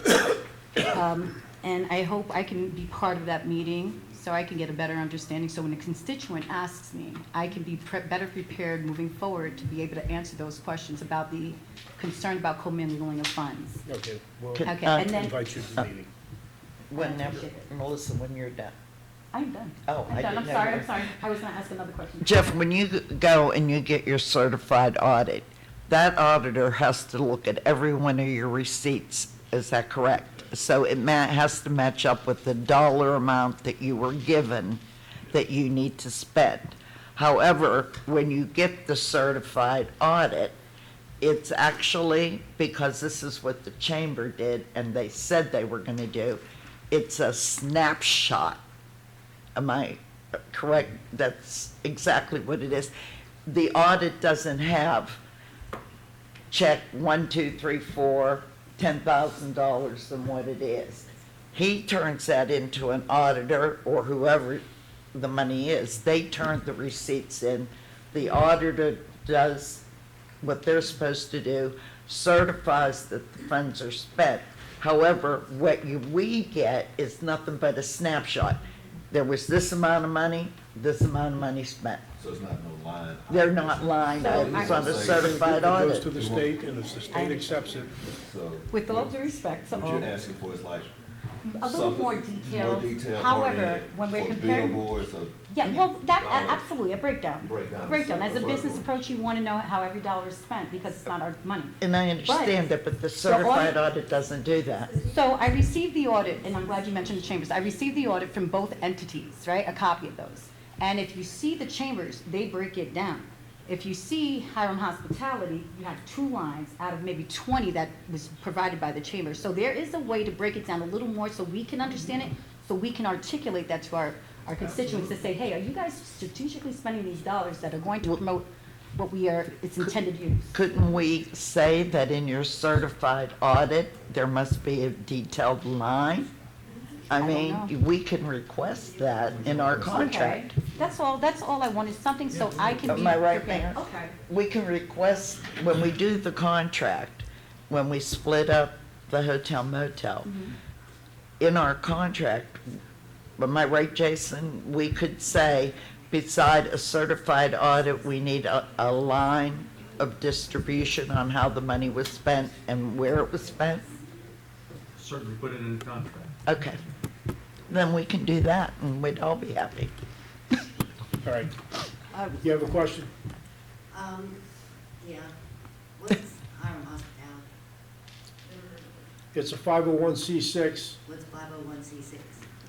What OPTHA was, Sorry, what? what OPTHA used to be, Old Town. It's a- Old Time Hiram Business Association. It's a nonprofit or designation. There's a 501c3, there's a 501c6. C6 deals directly with tourism. And they're the only ones that we're allowed to share money So who with. exactly is Hiram Hospitality? They're a I mean, 501c6. is it like a group of people? Is So it they have a board, and the board consists of different board members. How the board, how are you? Oh, I'm sorry, they do have a board.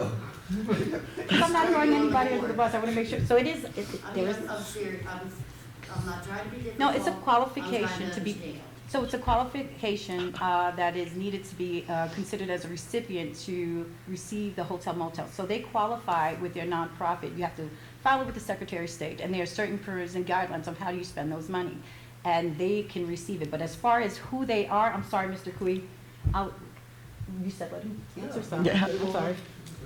May I ask a question? I'm sorry. So are we considering giving the entire 40%? Oh, hold on a second, hold on a It's second. Jim McMahon, We're in discussion. Todd Thompson, then we've got, let's see, golly, my wife, she's on it, and, golly, slipping my mind. Kathy, Tim DeBartlaben. Tim? yeah, my mind, yeah, Tim's on it also. So what are they associated with that they help decide on how to spend this money? I mean, it's a lot of money. Well, it takes a lot to do, to operate this, and that's one of the things that's. Well, that's not that wasn't my question. Yeah, but it takes, we sit there and we talk about these events, how we're gonna get people to this city to book hotel motel taxes. So, but for the what, hotel, okay, motel. you're associated with Sparkles, Right, and your wife is. Right. What about the other people? no, they're not. What are they associated with that qualifies them to be the ones to? Because I had to open up with 5, I had to open a nonprofit, 501c6, I had to have 5 total, to do this. So basically, the Hiram Hospitality is mainly your concern, Yeah, I'm over Hiram Hospitality, that's right. but are you helping anybody else other than your business? As of right now, we're helping hotels, we're helping City. restaurants, because they're. No, these well, people- what I'm these hearing people is, coming here what I'm to hearing this is city. you're getting the money. This city is getting restaurant, gas, hotel, motel taxes, that people come from all over, not just this city. They're coming from all over the United States on the shuffle events. We've got this section meeting coming up, and there will be 11 states coming to Hiram, Georgia. Well, So. I'm sorry, but we don't have that many hotels in Hiram to accommodate what you're talking about. I mean, you're saying a lot of people, but I don't see the hotels, us having enough hotels to accommodate that. So where are they staying? So the hotels have been verified to be fully booked during those events. They're fully booked. He is bringing, so I can, because I've done my research and I've called and got reports from the hotels, so I can verify that those hotels are fully occupied when those events are on. So it does bring value. My only concern is not the value, but the operations of it and the accounting mechanism that we can communicate and figure out how to get this done and move forward. If the Department of, what is it, DCA, Department of Community Affairs, we have to make sure we follow through with them to make sure we're in legal compliance, because they did say there are some red flags and there are concerns about some gray areas. So that, as long as we are in compliance, we can continue to partner up if the majority feels that would make sense. However, I see some downtown merchants here. So part of your question that you had is about, do we give 100% of the 40%, which is earmarked to Mr. Cooey, or are we doing that? That's not He the only has consideration. We're gonna discuss 20%. that. Are we discussing that today? No. No. When are we discussing? We're talking about hotel motel tax. Wouldn't this be the time? Why not? We're talking about hotel motel, disbursement of it. So why wouldn't it be We today? have to find qualified recipients. Qualified recipients, we met with them. Jason, do you have any questions? Yeah, so, Statements? again, guys, we've been through a lot together. So, yes, some major red flags. If I went out and I created a wing, a 501c6 wing out of my for-profit business, it was stated here that those monies are used to enhance a profitable event. Huge red flag. You can't do that. Then it was said, oh, well, I threw some love to hire for some billboards, but a few minutes before that, it was said, well, I used that money for billboard advertisement. You can't commingle fund. That money has to be so separated and so exact that you can't do that. It's just such a red flag. And the fact that it said, hey, yeah, it's a lot of money, we're still trying to figure this out. It's 48 grand. If we came to you and told you guys that we were trying to figure out how to use 48 grand a year later, it would be the end of the world. Doris knows we gave you guys, it's like a business. Here's our proposed budget, here's what we were gonna do for the year, and you guys came back at the end of the year, and you went over line item by penny by penny by penny with us, and said, hey, what's this $19 here? And you have the full right to do that. You're right, Doris. The CPA thing is a snapshot. She's just looking at, hey, are you in compliance? Did you go out and you buy a yacht with this money? That's it. But you guys have the right to look at the spreadsheet, the money in, the money out, and decide, hey, this is a lot of money. It's 50 grand. You can't come back in the year and say, well, I hope to get it ready next year. I hope to figure it out. It's a big deal. Yeah, it's a big deal. It takes a lot of time, and it's a lot of money. If we would have told you guys that we're going to figure it out next year, you would never get us another 50 grand. And so there's so many red flags that I would not want to be a part of. There's something, y'all just need to figure out and be in compliance. And I'm one that would not want to prematurely sever ties with any partnership that we have. And this is an opportunity to move forward in the right direction to make sure we're all in compliance, because you do bring added value with what you're doing with our skating. However, you also, you guys were considering, Old Town Hiram Association. You guys have successfully showed what you can do in the past, bringing community events, promoting tourism. I don't know what happened in the past, but moving forward, the fact that you are all willing to form a 501c6 with the caveat that we provide a board member, a council member, a non-voting council member, to be there to align, with the communication. In addition to that, at that meeting we sat on, there was the question, can hotel motel dollars be used to employ a salaried position? DCA, the Director of Research and Analysis, said that you can use those dollars as long as that person that's being hired is exclusively on the task of promoting tourism, participating, and providing it and orchestrating and executing. So now that we have the two boxes checked that you guys, so I see a partnership that can happen that has been successful in the past. And I just wanted to make sure, because all this information, I'm not sure who's got this information, because not all of us was privy, because we have to prevent a quorum. So now that we're all here, I just want to make sure if we're still moving forward, there are no other candidates here besides you, and I like diversity. I don't want to put all the funds, as a business project, or stocks, think of stocks. You put in one pot. Nobody's- won't diversify. Nobody's talked about that. We're talking about diversifying, we're looking for a qualified recipient. Do you Okay, we have one. Do you have a 501c6 right now? We're not voting on it They do tonight. not. They I don't. say, So we're, yeah, I say- listen, all the arrows that are being shot around this room right now, I think we're gonna have a discussion with our city attorney before we make any further recommendations on this. Mr. Mayor, if I can, if I can just address two things that I've heard, in all fairness to all present. There are two issues here. One is legal compliance. Do the expenditures comply with state law? The auditor seems to indicate that they do. I haven't taken a close look at it. They may have some concerns over some areas. I haven't taken a close look at the audit, but the issue is set out in the Georgia statutory framework. Is the expenditure for one of the enumerated categories set forth in state law? That's one item.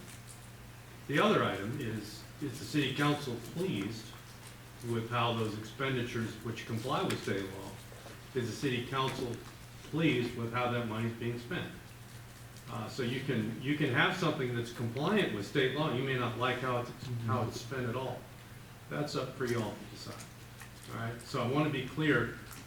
Compliance is one thing, and whether or not you're getting the best bang for your buck from your hotel motel tax, that's another thing, and it's certainly within your discretion to decide how to best allocate those resources. And at the end of the day, these 20%, they can only go to a 501c6, given most of what we have. And I think there was a question from the audience. 501 is the IRS code, the Internal Revenue Code. In order to be a 501c6, the IRS has to recognize you as one. As a nonprofit. Well, there's various kinds of nonprofits. Yeah, There's C3s. C3s aren't eligible. Only C6s are. You guys can request the meetings from the minutes that they're having through the president, secretary, treasurer, and request the meetings from the events and see the progress like you did for us. See the updates from the events, see the meetings from the events, what's the proposal, what was spent, am I happy, am I not? That is fully within, you don't have to wait for an audit. That's fully what you require from us and what I think you should require from anybody.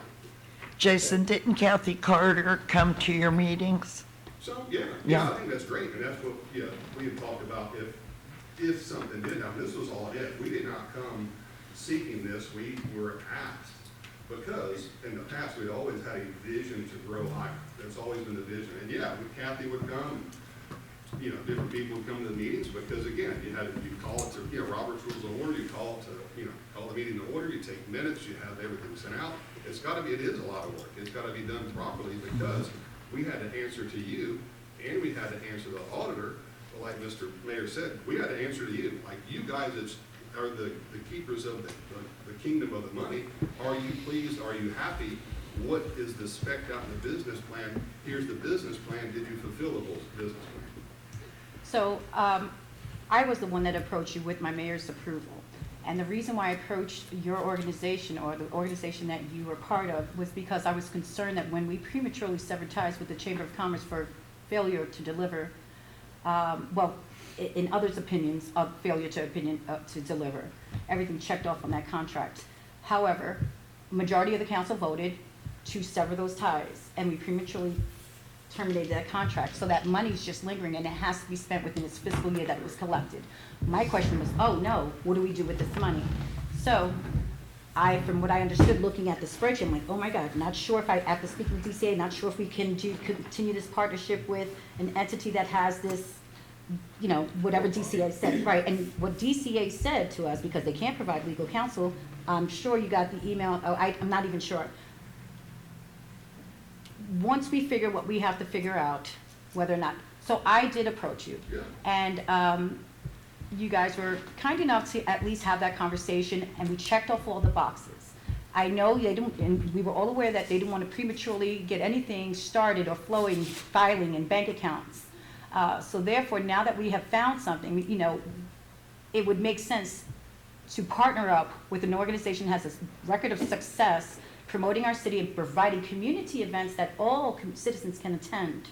And people were happy in the past, and I'd just like to see more events. Okay, we have to move on. We got other items to attend. Thank you. Number 9, discuss mayor council retreat. Okay, so from the elected official training that I attend, I try to network with the officials. Here are copies of sample retreat agendas from 3 different cities. I'm sorry, you have Brunswick, you have Union City, and we're waiting on another city to provide us the agenda, which I will forward via email. So what they do, from my understanding, it doesn't look like much now. However, the last retreat that the city of Hiram was part of or participated in was 2013. Correct. I'm sorry, 2015. Correct. However many years ago is way too long. In order for a city to continue to operate, it's important that we figure out what we want, what is our priorities. And this is something that I added to the agenda, and I've been asking since 2021. And I'm hoping now that we have, it's a new year, it's a new beginning for us, that we would consider the value of a retreat. So step 1 is to find out if do we feel that this would benefit us as a governing body? This is what we want to do. Okay. Would you be willing to have a retreat? Yes. Oh, absolutely. Doris, Derek? And if you have any questions about Derek? this, just ask. But no, Okay. listen, Frank, I think me and you had one, I know me and you had some. Yeah. I understand the new council members, and especially like him, wants It's all to about- do retreat. it's all about working together. I understand that. All right, well, Mr. Mayor, go ahead, when you're done. yes, ma'am. Yeah. You decide the destination. Yes, ma'am? Okay, when we have the other retreat, we don't necessarily have to pay GMA to come to do our retreat. Correct. And- Can I finish? Sorry. Can I get, it's passionate, I'm sorry. I Don't be apologize. passionate, did- I okay? will be passionate. We did a retreat. Our city manager, which was not Jody, it was Robbie Rockovitz at that time, we had it in Douglasville. Now, you realize this has to be posted as an open We meeting. understand that. We okay? understand all of that. So I personally think that we can do things together. We don't need somebody from GMA that we need to pay thousands of dollars to come in to do Well, the retreat. That's my What we're opinion. discussing here tonight, is everybody in agreement to have Yes, a retreat? I am. Fine. This is the only Mr. opportunity that we have to discuss. I'm sorry, Mayor, with all due respect, you cannot continue to do that. We have to remain professional and courteous of each other and listen. What you were saying absolutely makes sense. You're thinking about how to save dollars for our city and facilitate something that's well needed that would help us operate more efficiently. So my question is, well, I was actually, speaking of cost of facilitators, I reached out to the Northwest Regional Commissioners to ask if they would be willing to facilitate as instructed by our city manager, because, GMA does charge. Well, we have a facilitator that has agreed to facilitate at no cost, and that's from our Northwest Regional Commissioner's Office, appointed by the Lieutenant Governor. Do you know who the person is? Actually, we all do. Mr. Buddy Harrelson in the back, he was appointed by the Lieutenant Governor. He is with the Northwest Regional Commissioners and will not be charged, so we can save dollars with that. But we also have other options if we want to kind of explore, like Carl Vinson Institute. That really gets expensive because we looked into it many years ago. That's why our retreat was council and the city manager. I don't even know, Glenn, our city attorney was not there for that meeting. We've been agreed, and we're going to facilitate one. Okay. Okay. Discuss the mayor pro tem appointment method. As it's stated in the ordinance.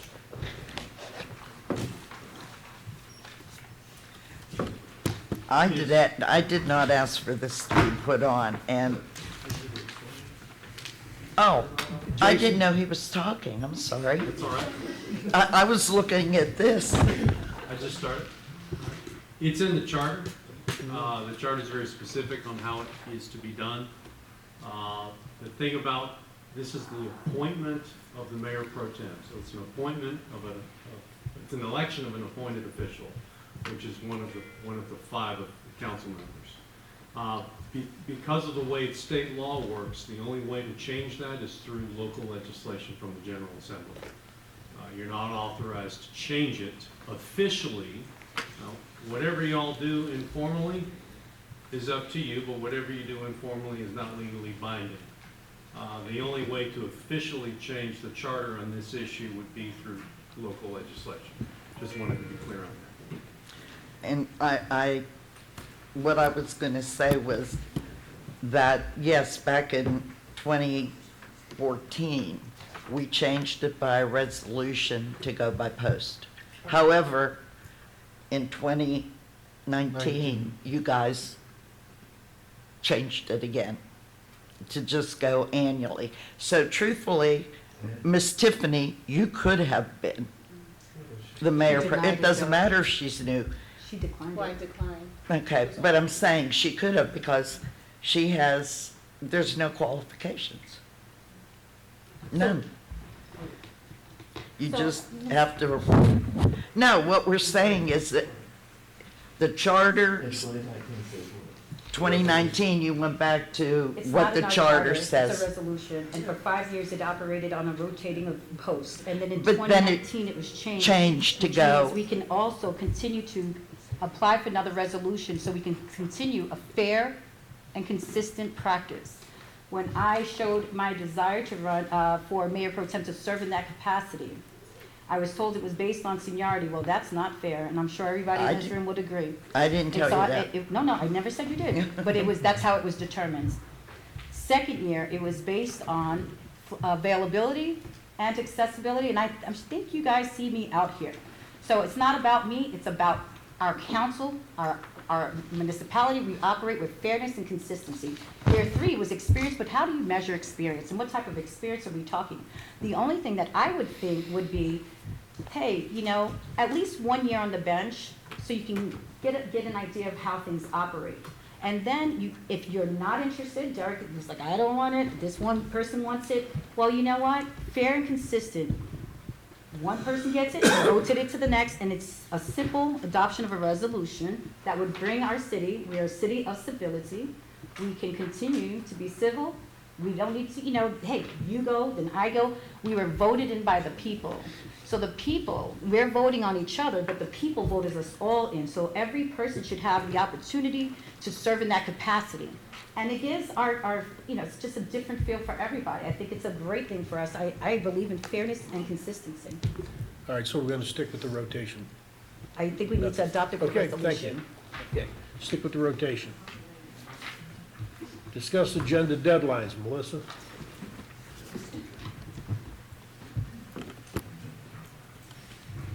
Yep. Hello.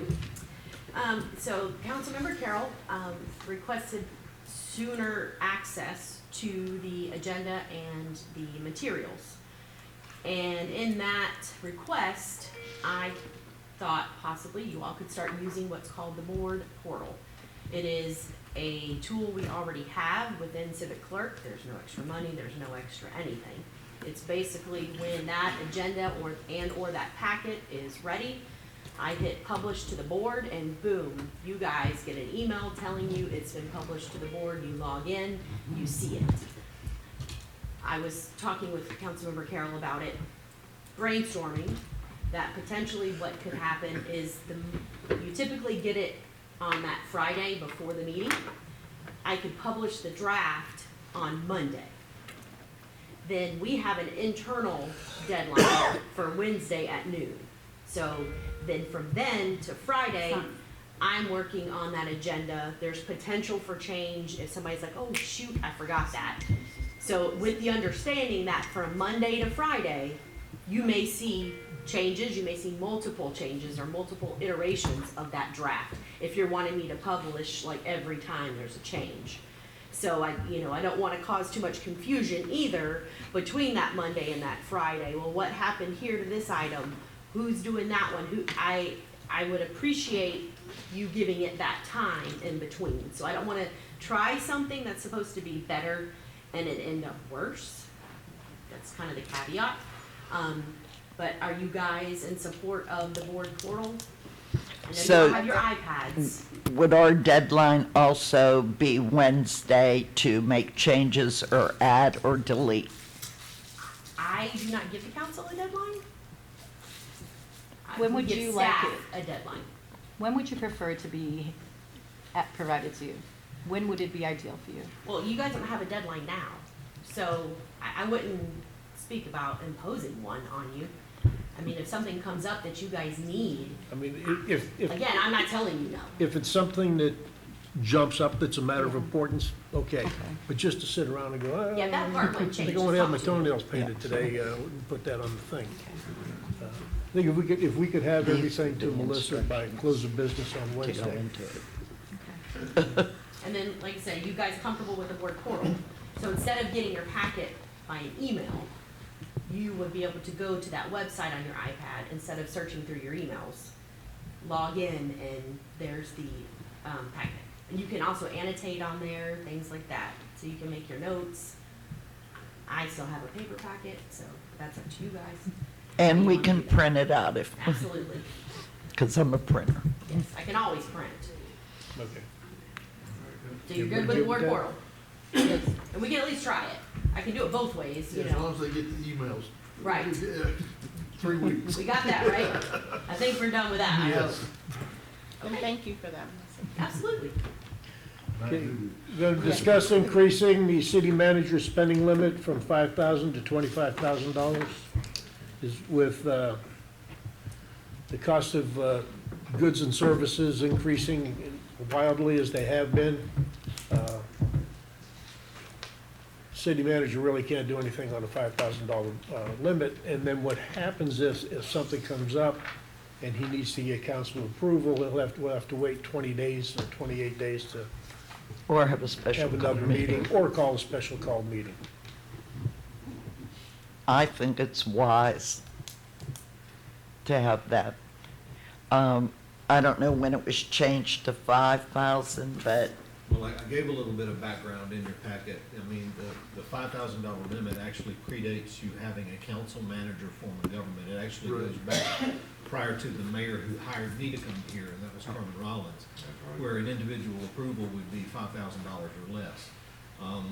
So it's been decades, and not just years. So, and my proposal as to the limit is is based on billing that we see come through on a regimented basis. And Jackie can attest to that. You know, I have BC3, which runs anywhere from $14,000 to $17,000 for a month of IT service for the city, and that's just one item. So I'm not looking at the permission to spend up to $25,000 without council approval, that would change our budget or grow our budget. That would be within the confines of the adopted budget. It's not, it's funds that were already appropriated.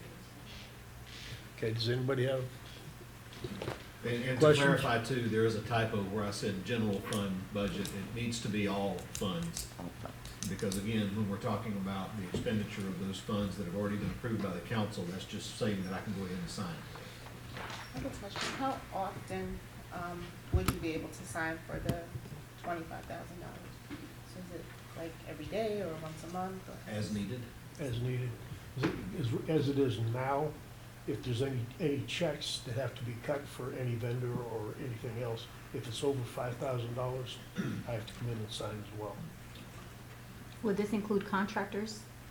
If there's a contractor to come in, would that eliminate the 3 bids? Eliminate no. Right No. now, that So would be based on quotes. Okay, that's what I don't know, I just wanted to make sure I This would be understand. a subsequent change both, and I've already asked our city attorney to look at how this would need to be changed by, I'm gonna say home rule, in our charter, because it is called out in the charter, so it would have to be reflected there. And it would also have to be reflected in the financial management policy in areas that it would address, or that would be relevant to those types of purchases. The requirements would still be there for the thresholds of having quotes, and then actual written quotes, verbal quotes, written quotes, or going to an actual bid. And I would present those changes to the policy to you so that you could see those and how they would change. You would see the track changes, what it was and what we would be going to be consistent. And then our city attorney would draft the legislation that would be required to make a change to the charter by home rule. And to follow up on that, the home rule charter amendment, the fancy word for this was a little bit different. Because the $5,000 limit is set in the charter, that is something that you can change. But in order to change it, you have to vote twice. You have to vote at 2 regular meetings within 60 days of one another, and you have to run a legal ad 3 times before final approval. So if this is a path that y'all want to go down, just know that we'll be voting on it twice, and there will be an ad that's run in the Dallas New Era, as well as some other things that go along with that. Would we be able, like, to vote Tuesday, and then could we vote at the work session like we have before? The answer to that is, it depends on how the calendar falls. Okay. If you want to go forward as quickly as possible, and I don't know how urgent it is, we can either do it at you got 3 regular meetings coming up, month to month to month, all right? Any 3 of those, we can do it next week, and then a month from now, or we can wait until the next, Work session. I guess it's going to be the March regular meeting. It would be vote number 1, followed by the April regular. This is one way to do it. March regular meeting is vote 1. April regular meeting is vote 2. Alternatively, if y'all are ready, we could do February regular meeting as vote 1 and the March regular meeting as vote 2, whichever you prefer. Okay, is I'm there- willing to move forward in February. Derek? Probably. Melissa? Would we be informed when $25,000 is being spent? I know you don't need to seek approval, but would we be informed? If it is, well. Hey, I generally, spent 25,000 on X, Y, and Z. If I were to apply the rules that we're currently under, you're not informed when we go beyond 5,000. Right. It's just a part of the budget. But this is $20,000 plus to that 5,000, so it's a bigger chunk, and there are no caps, and quarter caps, no caps. Just so we can be informed, hey, this is the way the money's being spent, there's no surprises, hey, I'm looking at a spreadsheet. And it's just a business approach that I have in my mind, I just wanted to ask if we would be informed. I just spent I don't this have on a problem with that. And I don't think that the expenditures would be that frequent that it would be an issue. But you're also gonna get an audit at the end of each year too that will address that. Okay, so never mind, see, I didn't know. Either way, that it gets doesn't no matter. I audit. don't have an objection to it at all. Okay. So however you would like to Okay. do it. Tiffany? I would like some more time to do some research. So you're not good voting on it on February? Yes, I'm sorry, I'm good. Well, I'm good. So basically, Frank, he's, right now, anything that has a check over 5,000, you have to come in to sign. Correct. So if there's just an invoice for $5,001, you have to sign it. It's not that he's just gonna go out and spend 25,000. It's anything over 5,000. Well, as you know, it's tough to get anything done with a Right. $5,000 limit right now. Right. Ms. Okay. Carroll, if I can add one thing in regard to your question about additional time, just so you know, assuming everybody votes in favor, it's got to be approved twice. It won't be effective until the March meeting. Okay. So that gives you a good month to do whatever you want to do with it. Thank you. All right, discuss elected officials' special events sponsorship budget. The only thing that's really in question is the Chamber Gala. We've approved $1,500 for a table, but if we're not gonna fill the table, there's no sense in buying a whole table. Does anyone want to go to the Chamber Gala? We were all on the same email where I've expressed several times in text messages. It's a question. The Tiffany? question's already been answered. Bob? Tiffany? What's your head there? Yes. You wanna go, Melissa? Yes, sir. So we have 3 people going. You want to go? You know?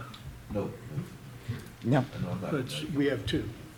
So I'd recommend that we buy 2 tickets for the gala. It's So, as we've done in 125. the past, the last 8 years, I'm sorry, he's making a recommendation. I wanted to respond. But their families can help, right? That's what. No. No. Mayor, you brought your wife to several of the galas. Yeah? So that's your family, so that, I have a spouse too. Yeah? So why wouldn't we be able to bring our spouse? Because we bought a table, and there was not enough people to go there, so I was able to bring my wife. And that should And- apply and- now. In 1 year, I paid for it. But if we've only got 2 employees that want to go, there's no sense in buying a full table. Oh, no, let's stop it. I'm so sorry. With all due respect, I'm sorry for the audience. However, it's so contradictory what you just said, with all due respect. I'm gonna be a true speaker. You guys know I just speak. And if I see somebody, I took an oath that I would be transparent. In the past, we have taken our spouses, and not all the times have these tables been filled.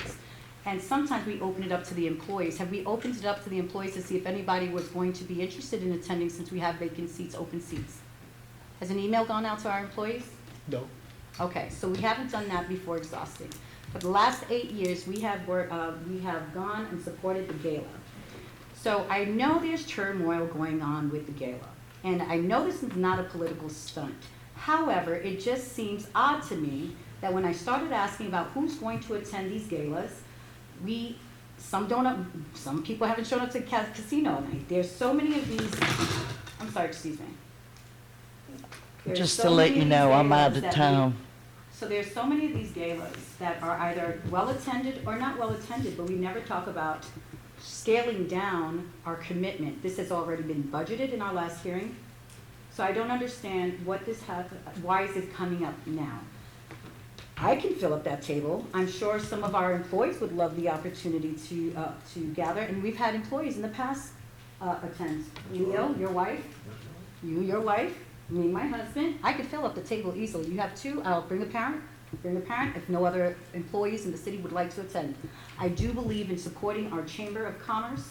Every city that I've met in the last 3 years of training support their Chamber of Commerce, whether they're in turmoil, whether, I don't know about this love-hate relationship. I don't do politics. I'm about speaking the truth. It sounds politically driven to me, and I don't agree with scaling back.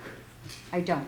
I feel that we should continue. We've already severed ties with the chamber because we said they were not delivering on their contracts. We spoke about a mural that they promised 5 years ago. However, we got back and re-engaged with them. So I don't like what I'm seeing, and I'm going to continue to speak up. This is not okay with me.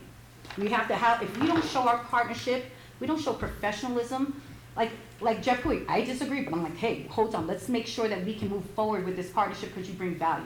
The chamber brings value. It grows small businesses. So whether or not we agreed with their level of advertising to cut them off 6 months into their 12-month contract makes no sense to me, because we could have had that communication. We did not offer the president an opportunity to sit down and make things right as we're doing for you. So therefore, I feel we need to continue supporting sponsoring. It's my vote, my say, my opinion. One of the reasons Leo and his wife were there, that's when you got the award for Ambassador of the Year, Horizon Award. Mm-hmm. Okay.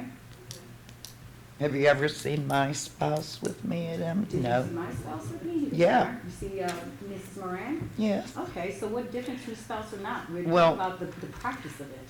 Just because they say that there's the $1,500 there, it doesn't need to be spent. Now, there are times when, Derek, when your mom got Citizen of the Year, when it was at Douglasville, we filled it up, but we invited them, okay? I have no problem with buying tickets for anybody who wants to go. That is an elected official from our city. So how many is at the table? 8. And we have already purchased it. No. It's already budgeted last year. You It's just here. budgeted. It's That doesn't budgeted, mean- So it's in our budget. We But have it not doesn't mean we purchased. purchased. It's budgeted. It is budgeted. It doesn't, look, just look at the optics. How does it look on us? I can't say that. I'm but I sorry. know. I appreciate it. I'm sorry. I apologize. I just don't like, I don't do politics. Okay. If it's already budgeted. Why can't we move forward? If we, like, it's been time when none of us could make it, we open up to the employees and see if they want to go, since it's already budgeted. If don't nobody want to go, through the employees like we normally ask, we've gone through that. And I'm sure somebody might want to go. 8, I could bring my mother and my husband. No, but I'm saying, I would love for the employees to be, I think having this conversation prematurely without even sending an email to our employees, that's another incentive for our employees, like, hey, we have a ticket, would you, Jonathan, would you like to go with your wife? Those are the things that we should do before saying, hey, we're gonna cut this off, and we're gonna cut off this and cut off that. We'll ask them. Let's just ask them. Is everybody It's agree with bigger just than that, asking? but it's bigger than that. This is more about politics and dirty play. Well, okay, I'm not, just ask. Don't We nobody can- want to go. Okay, let's ask. Just ask. Somebody will compose an email. Melissa, could you send out a request to the employees tomorrow? See if anyone would be interested in going? Sure. Somebody can have. Thank you. That's fine. Let's review the consent agenda.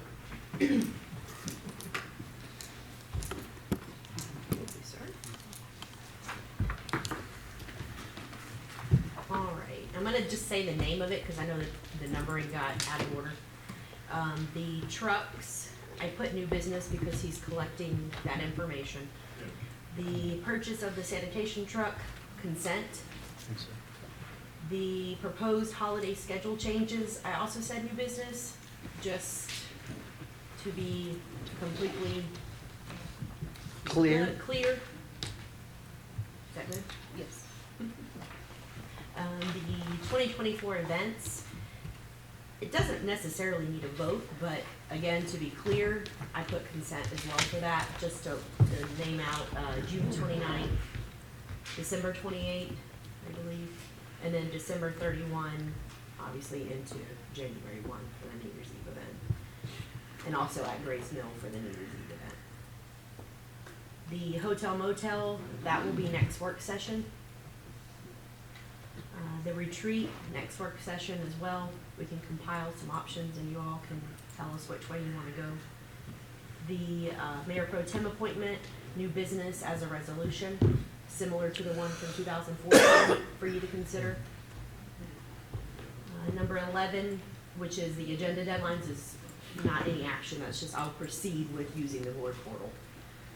And the last one, the city manager spending, I put new business, and then for the vote on the 6th, just for that complete transparency, that's its own vote. And then obviously proceed with the advertising and everything Jason tells me I have to do.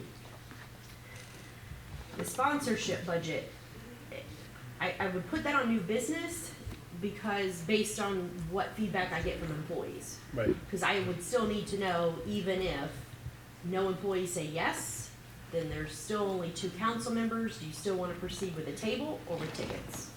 So is that what you're thinking, or are you thinking a different, do Yes, the put it under 1,500 new- anyway, or? Put it under I new see. business Okay. for next Tuesday. And I disagree. I say that we should continue supporting the chamber. It is budgeted, and if we have 4 in, we can easily find 4 more people.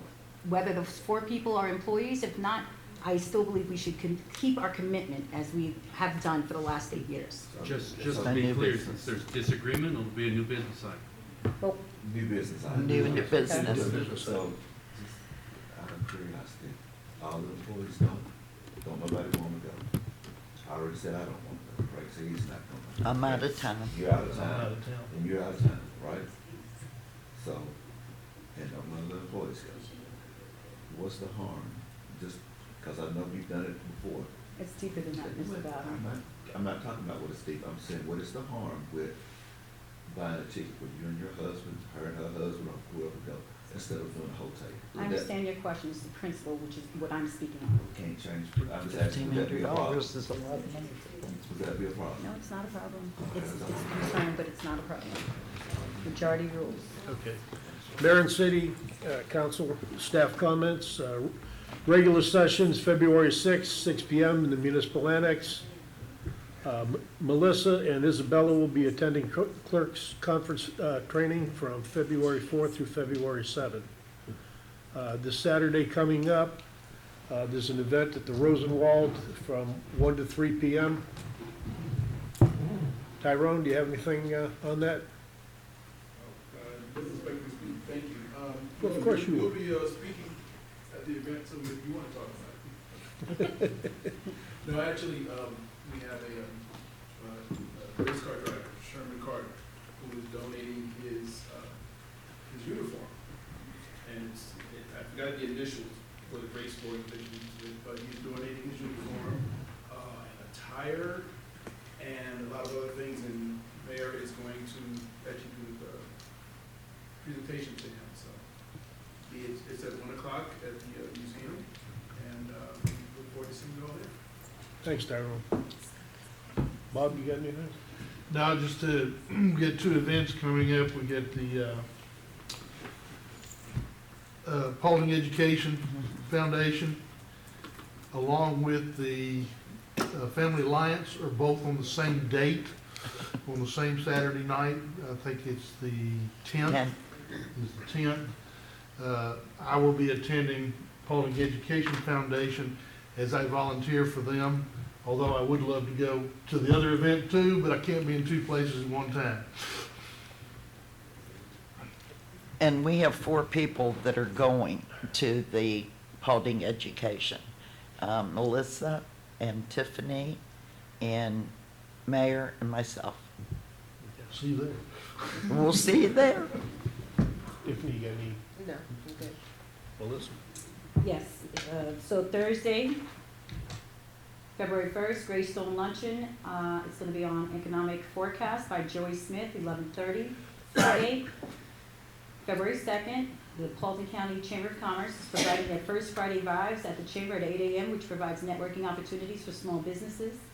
Tuesday, Paulding County Chamber of Commerce, and that's February 6th, will be providing a brief presentation on the workforce development at 9 a.m. at the Chamber.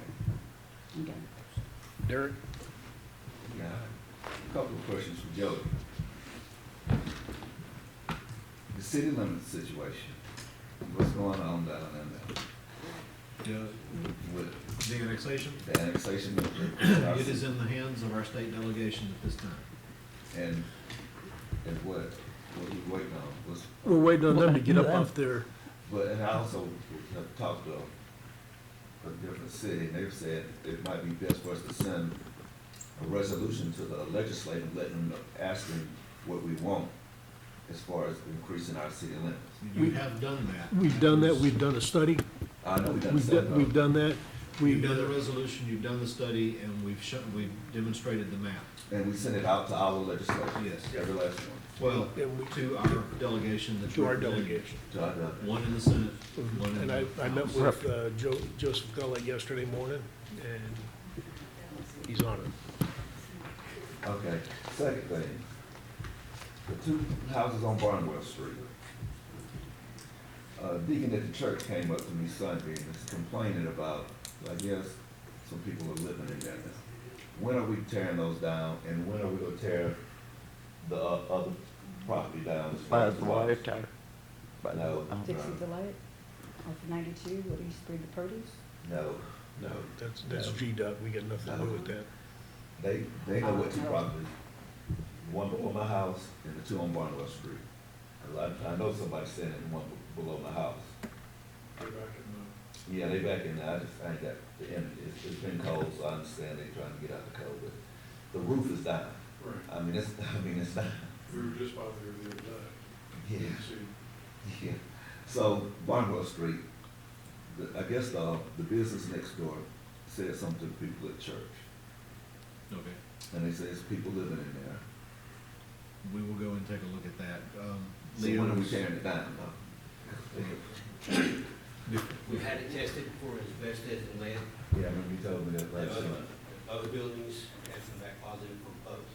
So we're gonna have to have both of those mitigated before we can do anything. I mean, we've been talking about this how long now? All the time.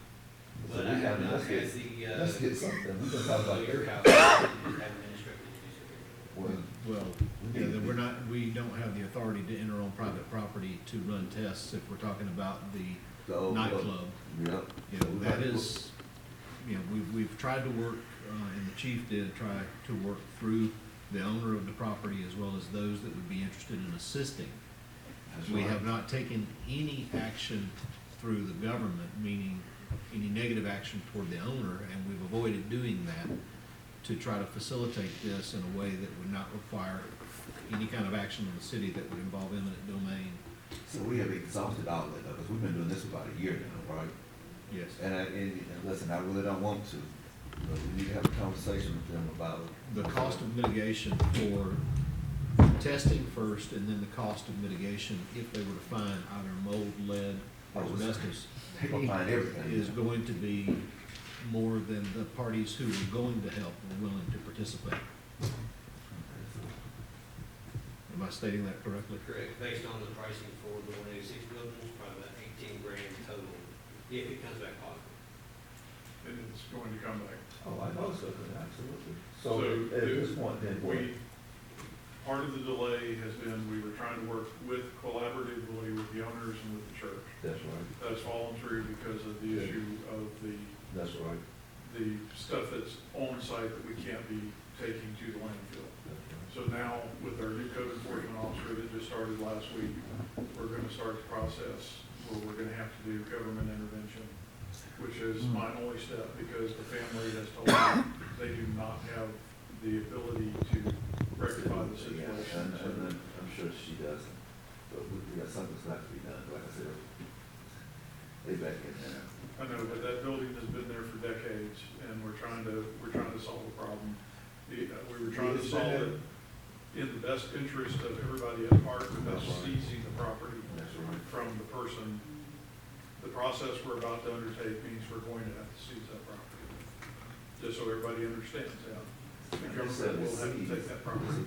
Put a lien on it. Well, we're gonna have to seize it for the period of taking the building down and then putting a lien on it, Okay, which so means essentially it's gonna be owned by us after we do this, until somebody pays off that Until lien. somebody pays off, so that's a lien on it. Just so everybody understands that's what's about to happen.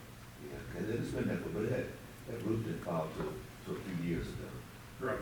But, yeah, they're starting to complain to me, like I said, Deacon at the church said something about the two-barn wheel problem. So I told him I was gonna speak to the main man in charge, Jody Palmer, and I said, he's gonna give me an answer.